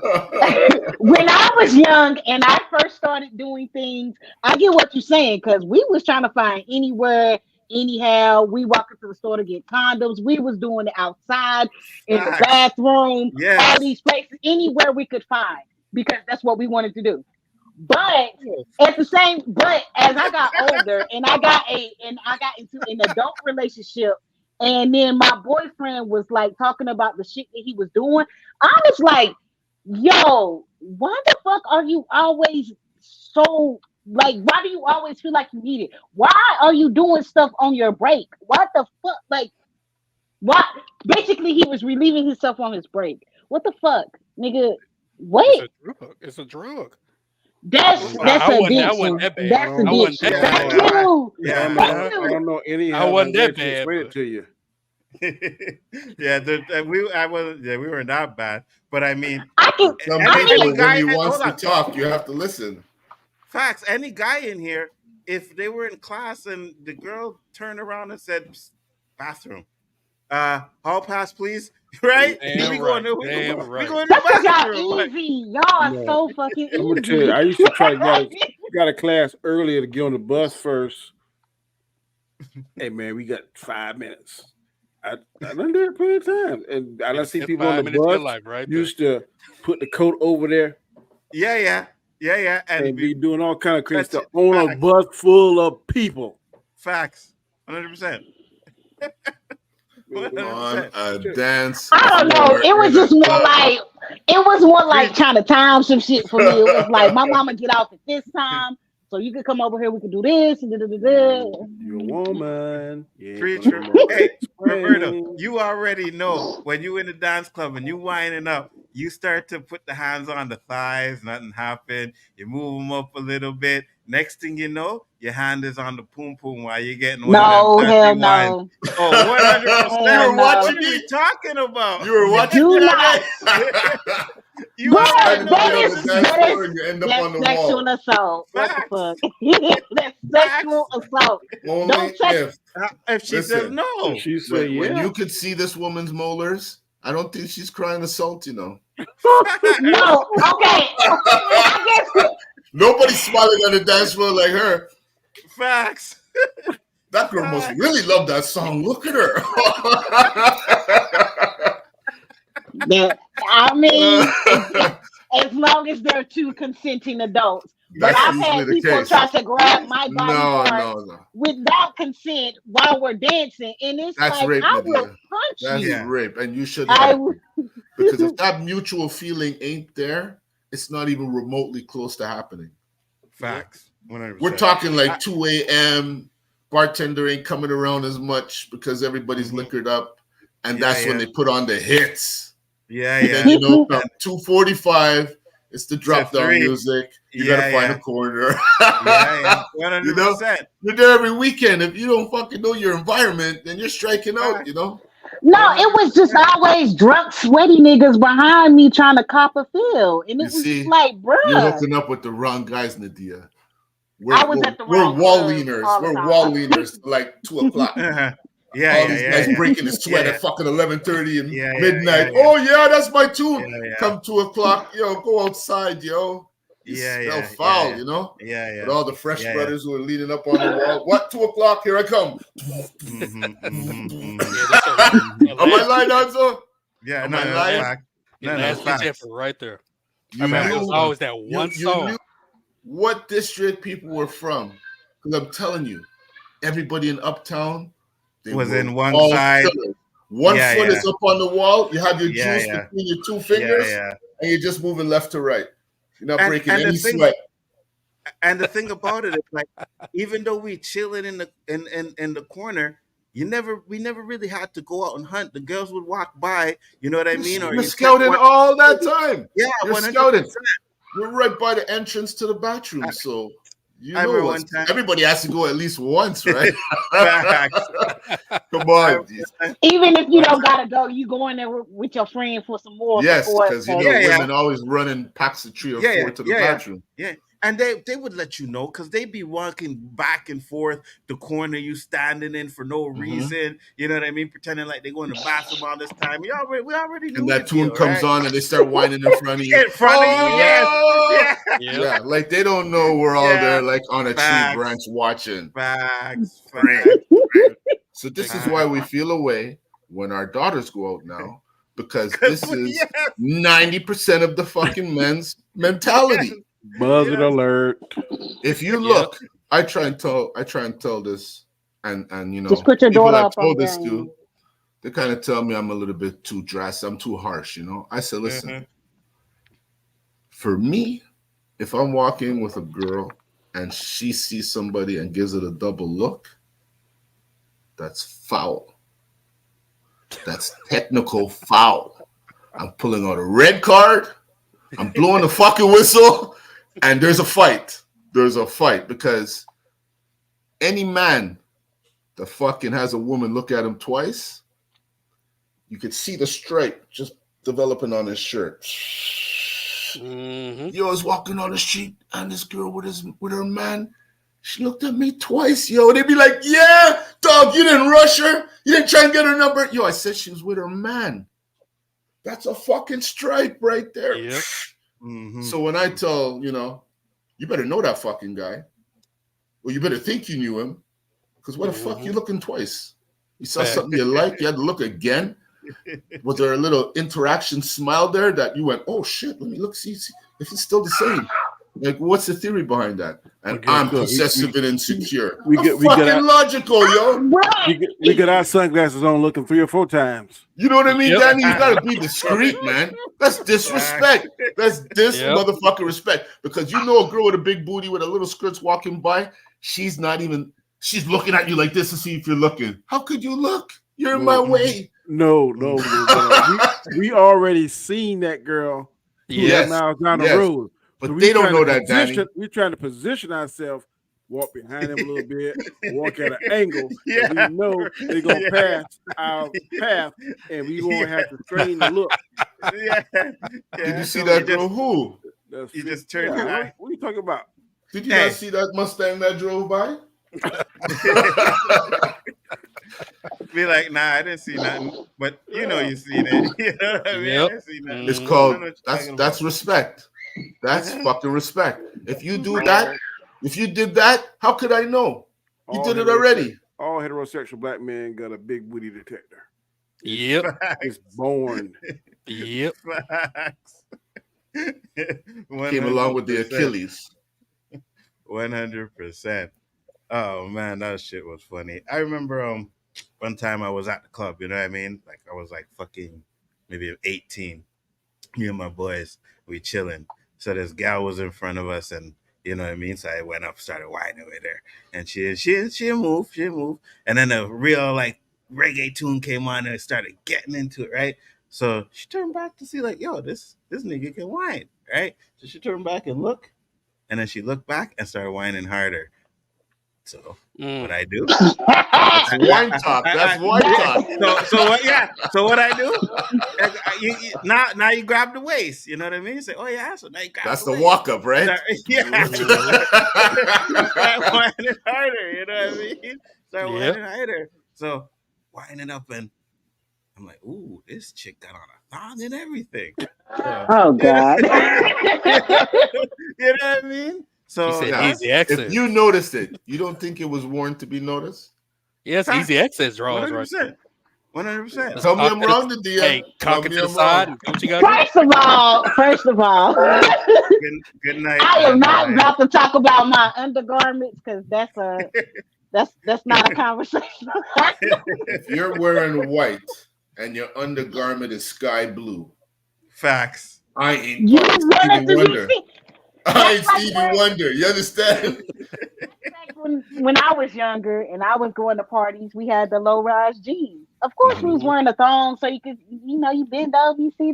We knew what we were doing. So yes, I get what you said, but I'm not about to get too particular about what I wear. I wish that style would come back. For style and etiquette, I looked at that as she's styling.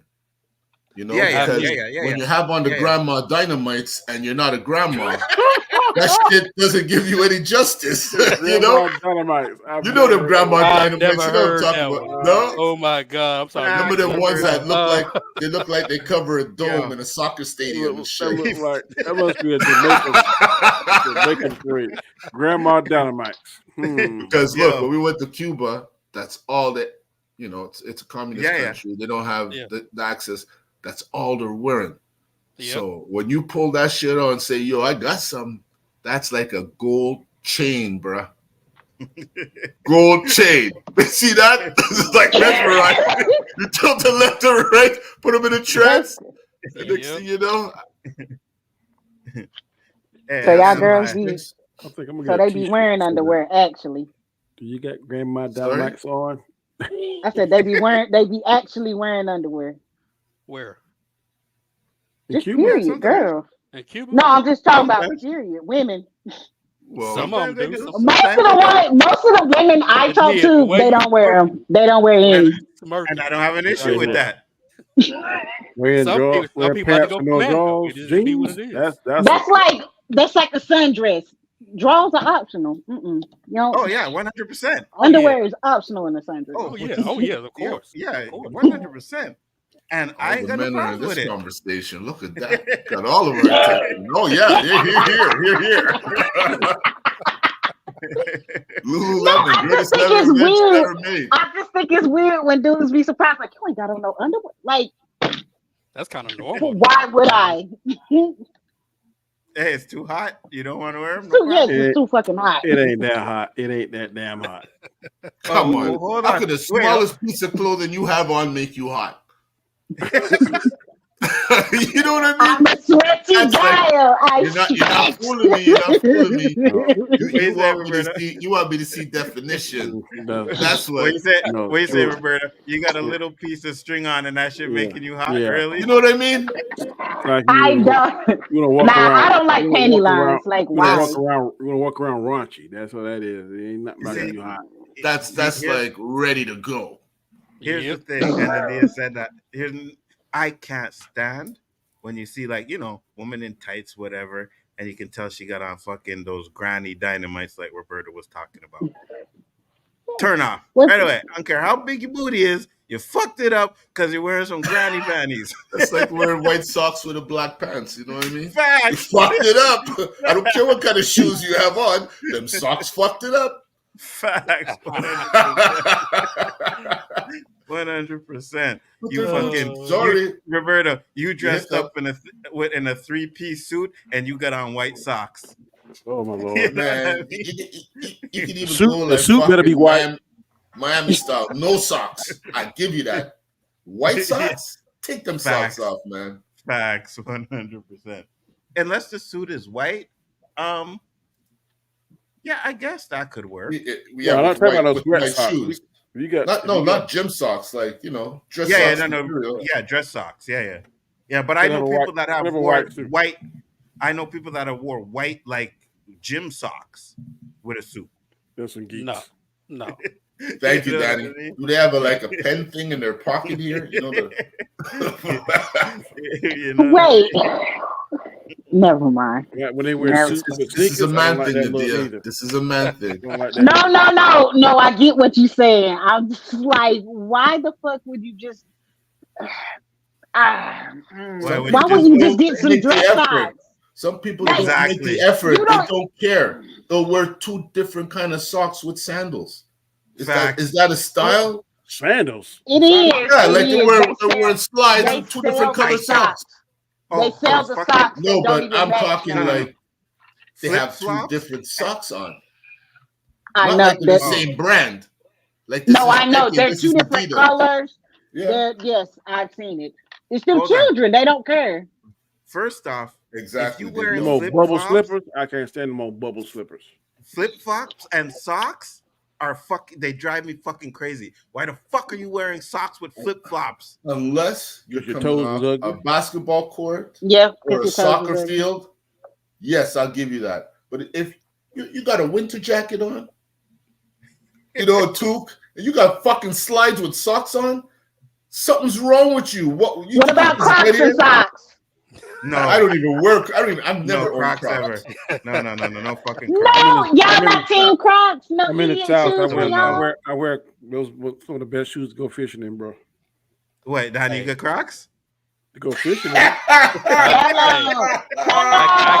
got 3 pairs of them. I go grocery shopping. Wait, JG, hold on. No, I'm gonna tell you. No. Having children is a gateway to having young children is a gateway to getting Crocs, because you get them for your kids, because it'd be like, damn, hurry up, get your shoes on. They can hurry up and put on some Crocs. They ain't got to time nothing. And then you be like, maybe I should get me some.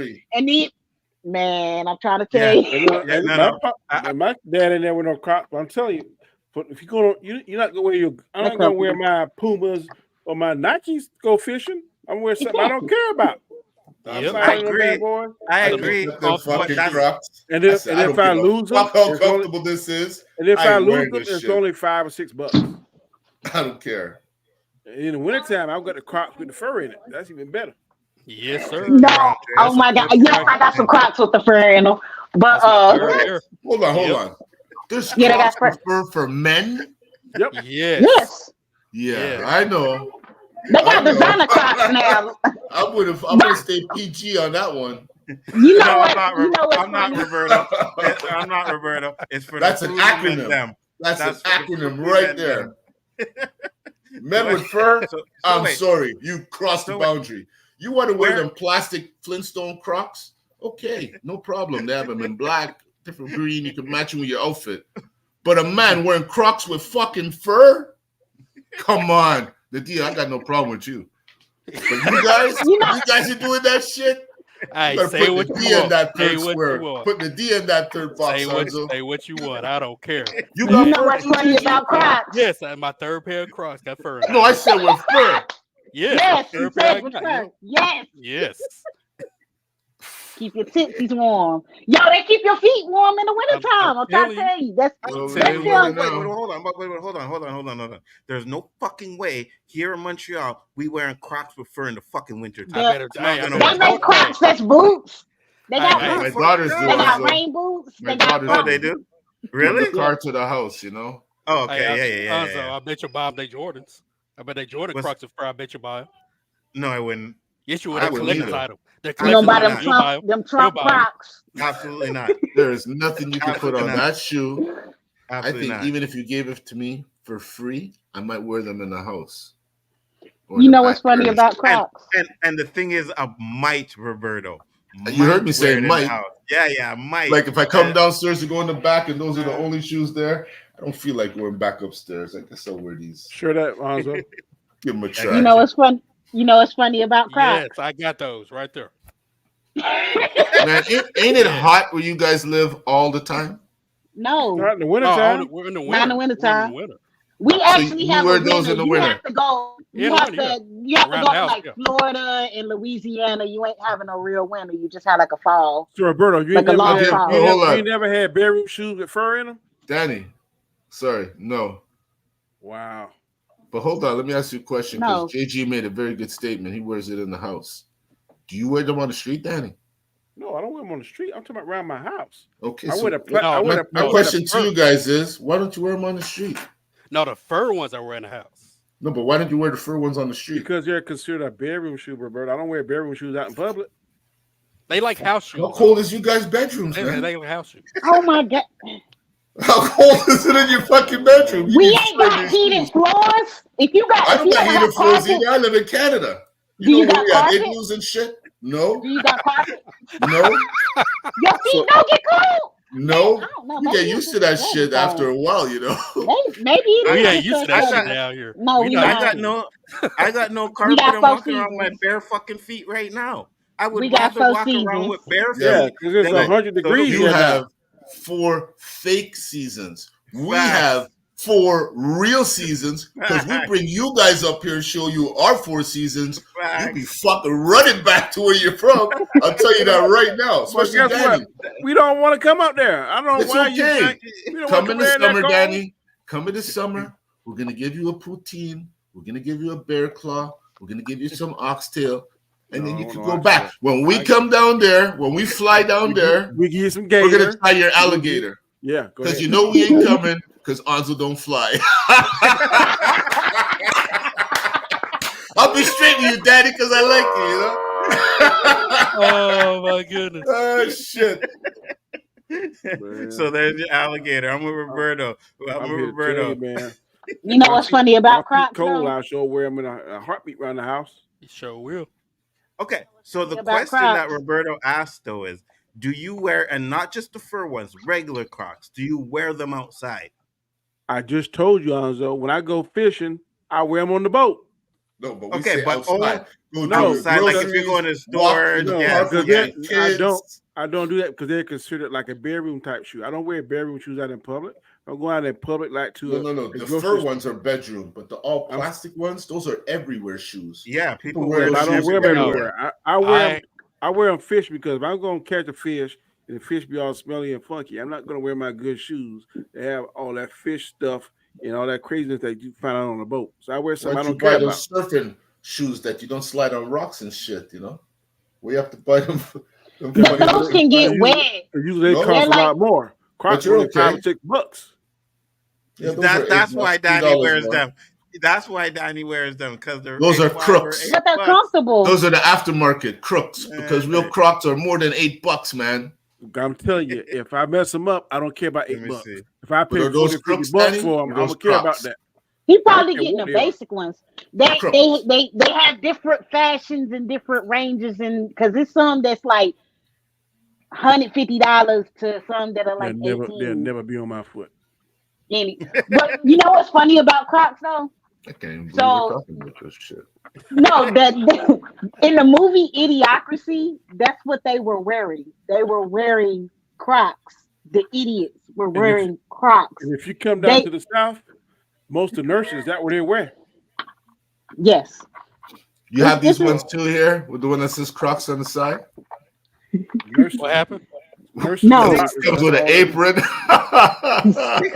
But no. $64.99. $84.99. I'm telling you, there ain't no $8 Crocs, Nzo. But you know, $8 Crocs. But those are branded. You got to remember, you're paying for the trademark of those brands. That's SpongeBob and Lee. Go click on. He's talking about basic Crocs. But no, the funny thing about the put in Crooks. The funny thing about the ones in Idiocracy is they were the jail Crocs, because you know they were the prison Crocs. Would they have stripes? No, it's just the way that they're made. Shirt is Nzo. Right. It's just the way that they're made. They're made different because it's like having shower shoes. Oh, Shine. Okay, those aren't Crocs. Shine. That ain't no Crocs. I bought a jacket from there. Hey, I put it on. I thought the hanger was still in it. That store sucks, man. I sent everything back. You, why am I going to spend $50-$80 on something I'm going fishing in? That makes no sense. I hear you. That's like I get these shoes like these right here. And if I lose them or they get wet or stink, whatever, I throw them in the trash. Order another pair. But you don't have like old shoes, Danny, that you could wear? Because I would just grab one of my old Nikes that I just wear around the house and I go with those. To walk in the water with that, that's fucked up. Yeah, but if it's an old shoe, I probably won't wear it again, or you know. But if it get those ain't gonna mildew. If old sneaker get wet, that's mildew all day. Mildew, stanky. I could take my shoe off, it'll dry off in 10-15 minutes. I'm putting them back on. I'm still rocking and rolling. Boom. I got you. Oh, fuck that. I ain't wearing no damn Crocs. Me either. If that's the case, I ain't going hunting. You don't have another shoe? He said fishing, not hunting. You don't hunt no Crocs. Okay, fishing, hunting. If I have to wear Crocs, I ain't going. Hey, Roberto, You don't have like those fucking rain gonna boots tell you that this. come up to my knees. I'm gonna tell you this, Roberta, because you're in Montreal. If you ever see me or hear about me walking on the streets with some Crocs, have me committed because I've It's done never my happened. fucked up. It's You never know what I happened. mean? And before I get to you, somebody else He gonna will. wear Crocs. He gonna wear Crocs on the plane. I'm gonna Those bring are you his them Black airplane Panther shoes. Crocs I showed you that time in the store, Nzo. You can bring them. Yeah. You can I ain't bring gonna me wear 'em. Jamaican Crocs with the Redskin logo on it, and I'll tell you, put them on your shelf, Danny. Do you think you can ever get over not being able to get on the plane? I would say No. thank you very much. Who, me? No. I don't think so. Never. What like what you just is the claustrophobia thing? Yep. The scarophobia. Oh my God. Are you kidding me? What? Hold on. I'm gonna show this. That's Because right, I can Basil. do it. Huh? What Basil say? Facts, Roberto. Furry Crocs for men. Yeah, 100%. I got a text that said stop hating. On the That Crocs. sounds like Junior. Yes. He's a Croc wearer.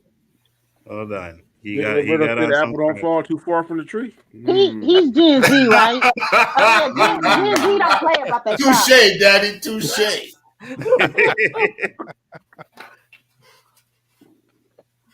That's probably closet Crocs. A closet Croc.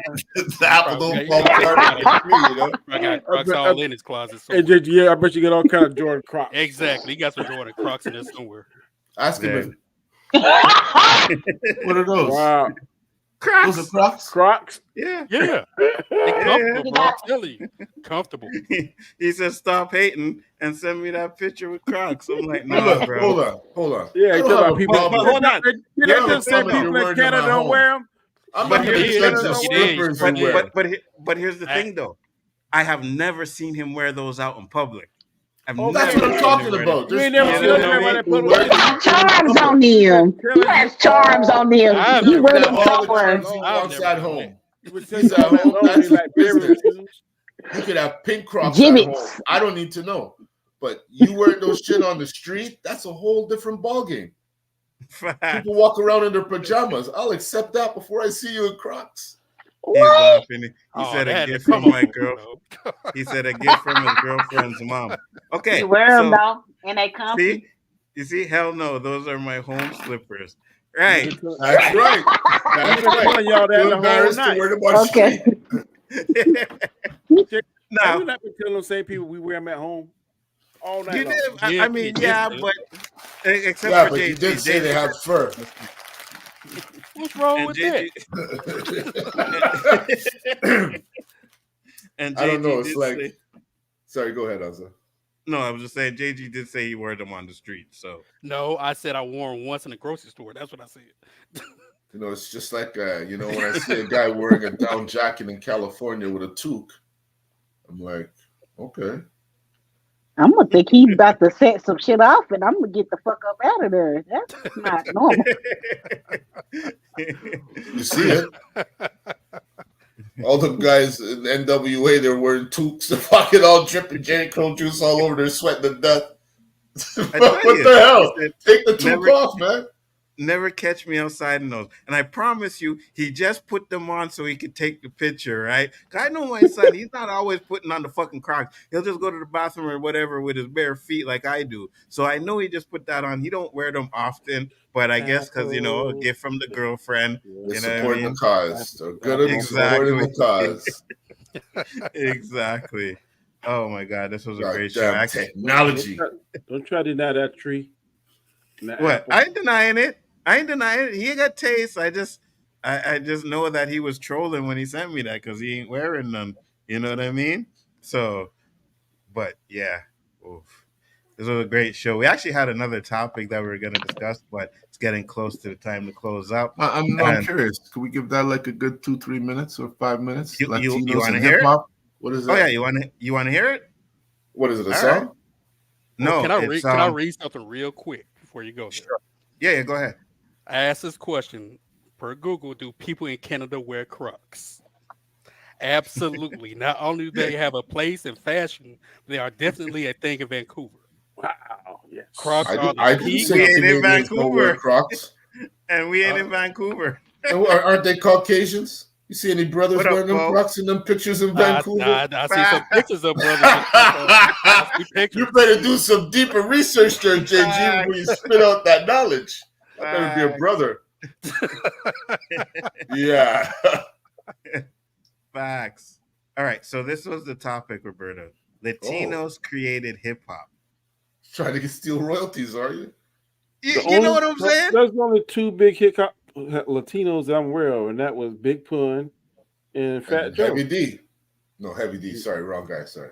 No, Big Pun. Yeah, Big Pun and Fat Joe. You're right. And they came later. So let's listen to what he says. So I made a previous video talking about how Latinos created hip hop with blacks 50-50, okay? And I got a lot of backlash.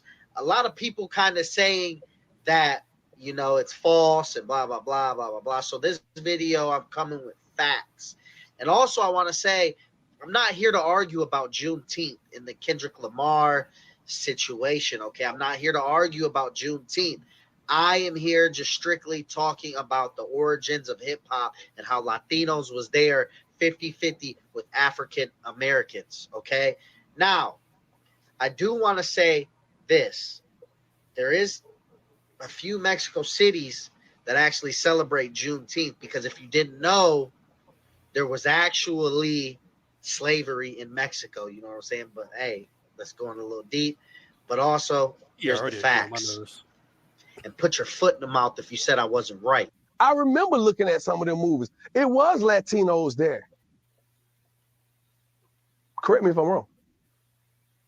Okay. I'm from the Bronx. I can tell you in 100% certainty that there was Latinos there right with black African Americans. 100%. Just some people are ignorant. That's all. If you never heard that, it's hard to accept that. You a few years back. Well, let me clear some shit up for you right about now. Some of the first Latinos in hip-hop were down with me. Disco Wiz, Charlie Chase, Joe Conzo, the man who took hip-hop's baby pictures, Prince Whipper Whip, okay? All Latinos, all part of my crew, okay? So there's no way that I could talk about there not being a Latino presence in the culture of hip-hop. Now, I've stuck my foot in my mouth a couple of times on Vlad interviews, and they probably caught an off, you know what I mean, comment or something like that. But let me clear that up. For all my brothers, my Latino brothers and sisters in hip-hop, I've been an advocate since day one. So knock the bullshit off. Peace. Some Latino scholar should do a book on this. When hip-hop first started, it was blacks. Cuts off there. But so I made a previous video. Okay. So I don't understand why the fuck they are trying to rewrite history.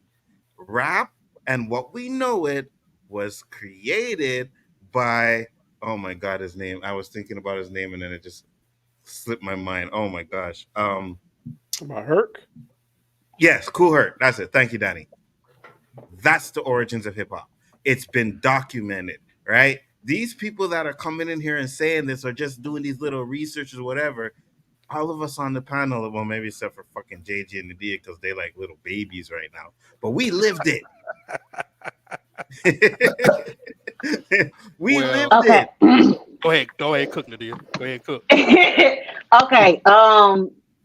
They ain't wrong as far as like they were there. Yes, they were there. Course, yeah. If you watch the show on Netflix, what's it called? The Get Down. Get Down. Yeah. The Get Down. Yeah. What the? Oh, that's what it's Get called. Down. The Get Down. Get Down. Oh, I kept wanting to add another word. Yes, it's called the Get Down. And it shows how during that time in New York and how the blacks and the Hispanics got together, blah blah blah, all of that shit. But so they not completely wrong. I just feel like it's the way they word it, the way they present the information. Because specific. Thank you. Specifically Puerto Ricans. Yes. But yeah, I mean, but like to say that they have a right to hip hop just as much as we do. Yeah, but not to, 50-50. I wouldn't say it's 50-50 only because the way hip hop is portraying black culture. Yes, I know that gets a little muddy when you talk about New York because New York is like a whole different thing and it's the melting pot and all these people live together, blah blah blah. Afro Latinas. That's all. What up, Mike? By the way. But yeah,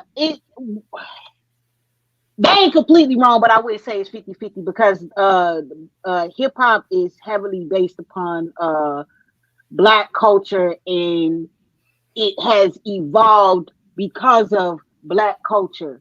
If you get what I'm saying, like we the face of it. Like I mean, granted, we the face, and we've been the ones to continue to cultivate. Even rock and roll came from the blacks.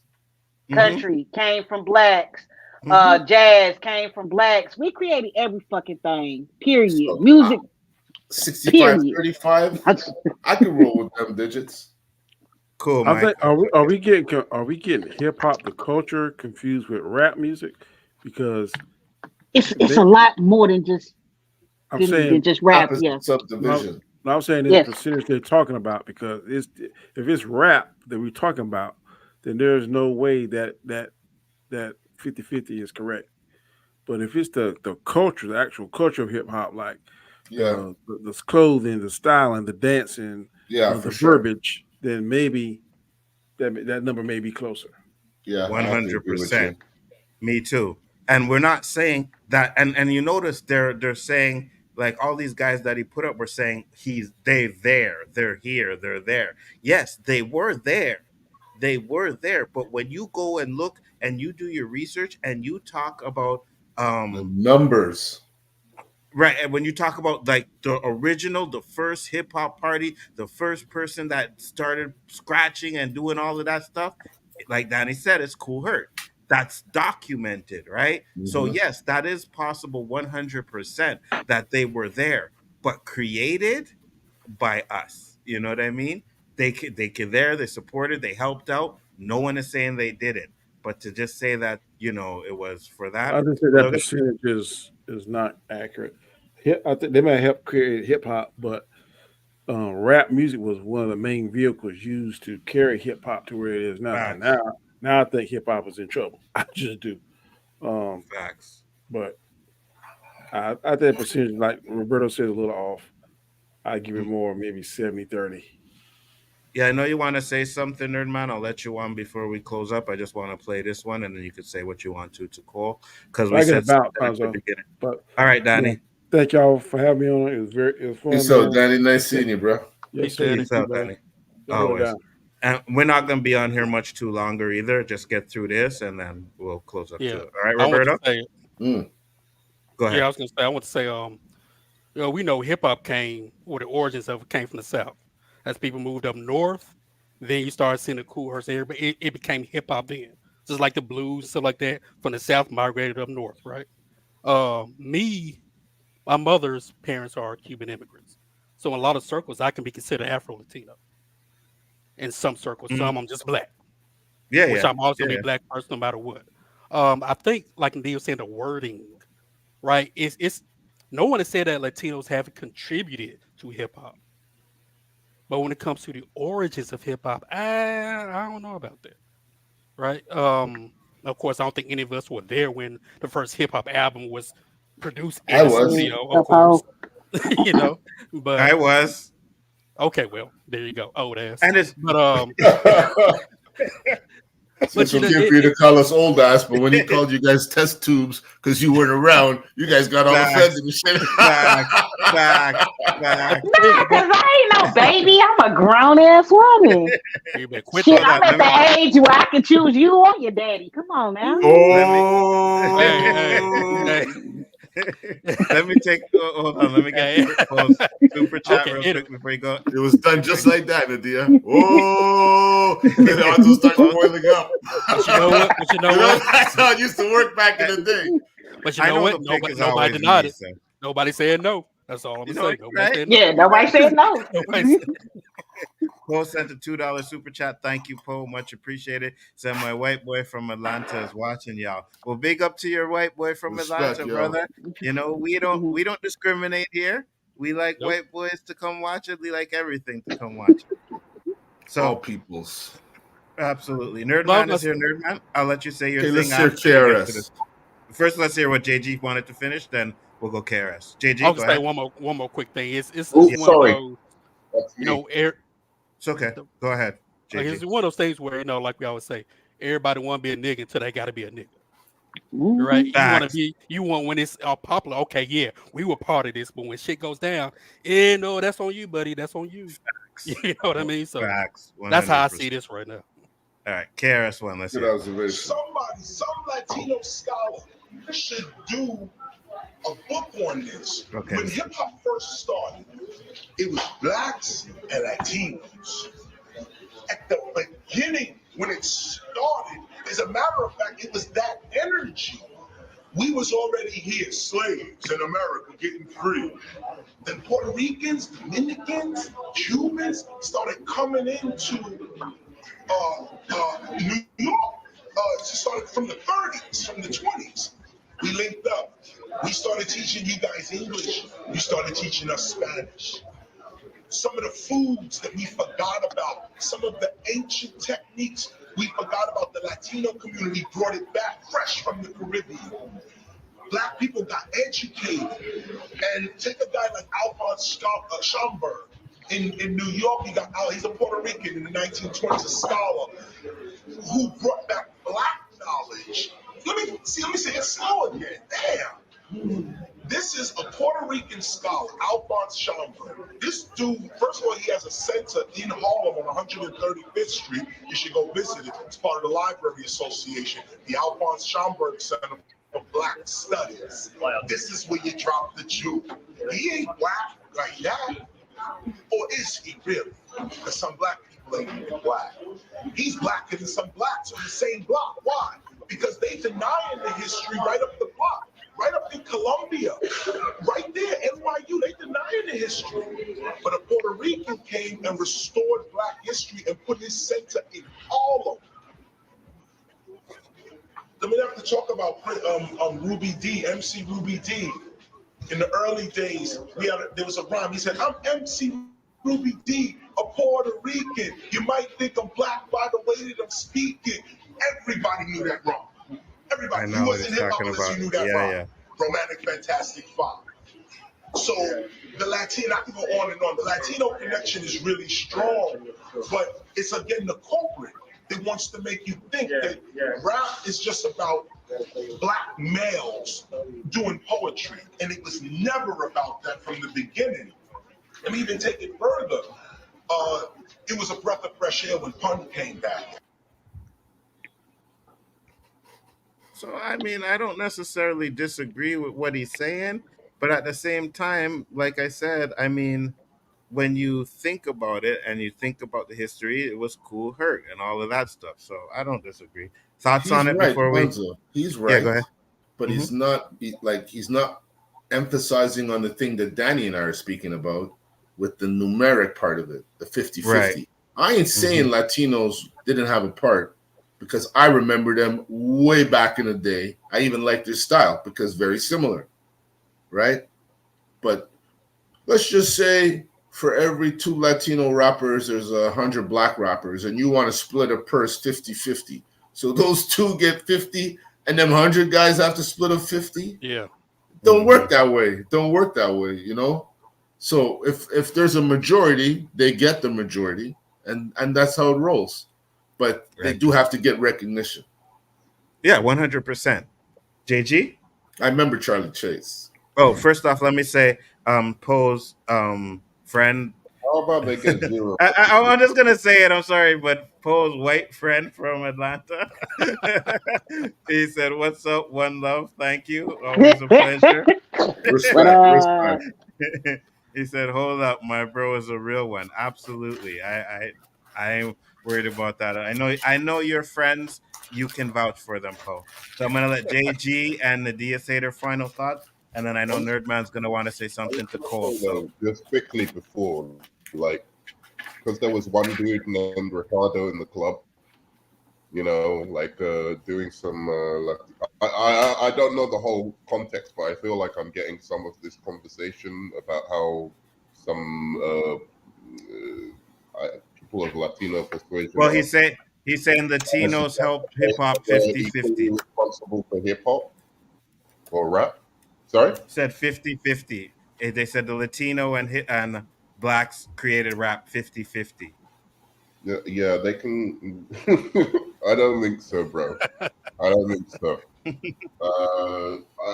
Yeah, like I know you're what you're saying about the history and everything like that, and the long relationship. But it's what you're saying, Roberto. It's like if there were two guys in the club who happen to appreciate the music that was happening and happen to appreciate the style, maybe a couple of them even went on the mic.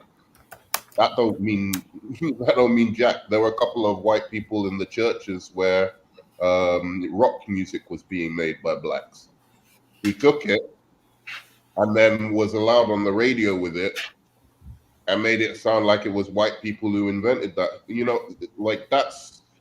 I don't think that's a fair thing to suggest. I know what you're saying, that they should get some respect for it. I don't think that you'd get real. You can get respect for it, but you don't get any like responsibility.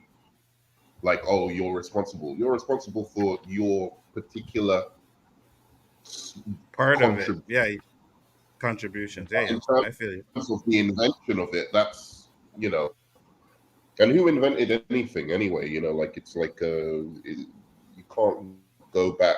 You can only look at the majority of people, and it's whatever's documented, right? He was the first shit might not be documented that happened. Back. Rhymed a rhyme over a beat. It's like, how are we ever going to know that? That's the person who invented it, and therefore there would be the race who invented it. But as for, in general, you can't split the responsibility at all. It's a nonsense. Let me hear what Nadia and JG have to say, and then I'll let you say what you have to say to Cole, Nerdman, because we're going to close up soon. Go ahead, Nadia. I didn't say what I had to say. All right, JG. I mean, you guys agree with KRS One, though, right? What he's saying a little bit. Well, even with that line that we used to talk about was MC Ruby D. I forgot to basically, I'm Puerto Rican and I sound like black by the way I talk. You're giving credence to where you got this shit from.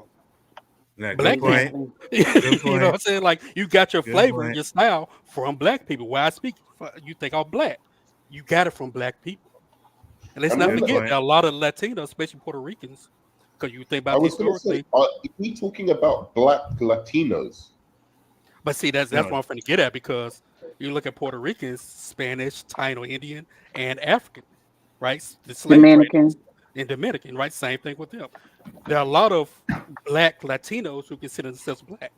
A lot of Puerto Ricans who consider themselves black. When that Latino stuff come in, when you want to separate people. And I think that's what's starting to happen. So, yes, Latinos have contributed to hip hop. No one's questioning that. I don't know anybody who doesn't give Latinos their flowers when it comes to hip hop.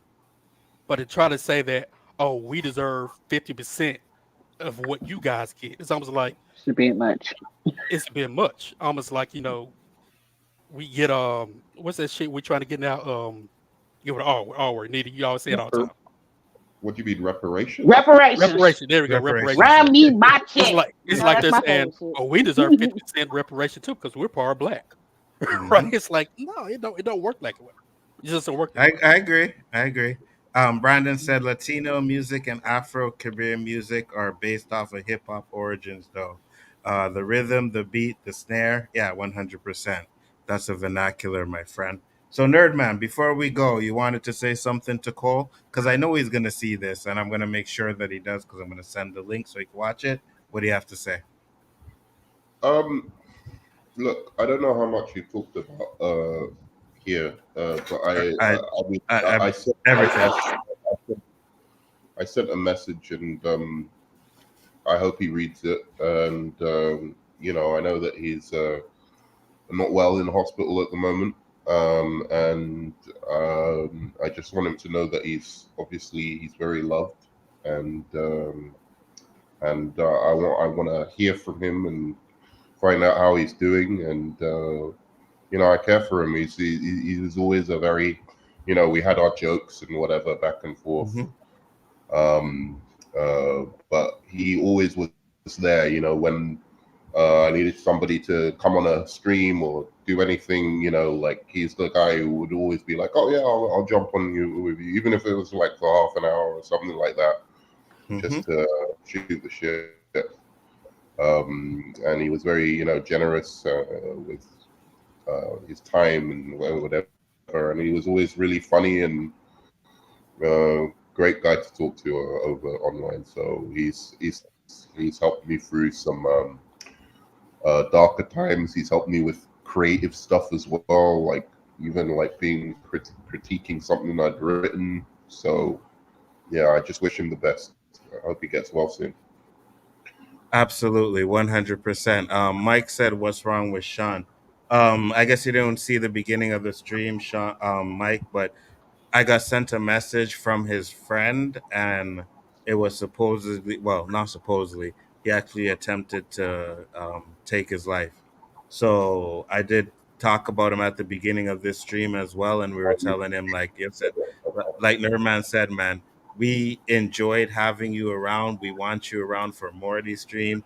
We made jokes about you and stuff like that because we considered you a friend, and we definitely want you to get better, man, and get back on these streams with us. So, like Nerdman said, take care, man, get better, and whenever you're ready, we will be right here waiting for you, man. Any thoughts, JG, before you go? Yeah, man, my heart goes out to him. I hope he gets the help he needs. Hope he finds the strength he needs to get over. Maybe that's not the best words, but to, I Push guess, through. yeah, it's a tough Overcome. thing, man. Overcoming, it's dealing with depression, dealing with bouts of suicide. I've thought about it before too. It's something deep that's within you that makes you even consider doing that. So whatever that is, I hope he recovers from it. And like I said, when you're ready, when you come back, man, ready to rag on you again, ready to do those tournaments again, and hear all these movies Facts. you claim that are masterpieces. Can't wait to hear that Facts. again. So get well Hey, soon, bro. And life. And Mike, I was told like from the friend that I could share the information, so that's why I talked about it. I wasn't like just like throwing his business out there. But check your DMs because I sent you what was sent to me. So again, Cole, man, get better. We're praying for you, man, and we hope to see you soon. With that being said, thank you everybody that came on. We had like 47 people watching tonight. It was a great show. Thank you everybody, and we will be back next week with another episode. Peace. Peace. Oh, hold on. I almost fucked up. Hold on. hold on. Tomorrow night is going to be the birthday bash. 50 years old. I am turning tomorrow. So at Happy 8 birthday, o'clock, brethren. thank I'll you, tell you Roberto. now because I probably won't get you I back, but I will swear hail you down, out. I swear down, I thought he was 10 years older. I'm Fuck you. so Okay. surprised. Hold on. Only 50. Hold on. So yeah, with that being said, with that being said, yes, I will be turning 50 tomorrow. Actually, in about 20 minutes, 23 minutes, I'll be turning 50, and we'll be doing a Nice. stream tomorrow night, having some fun and just jokes and laughs. So, guys, make sure you check that one out as well. And again, thank you everybody for coming in here. Send all your love, prayers, and everything to Cole. And I'll talk to you guys later. Peace.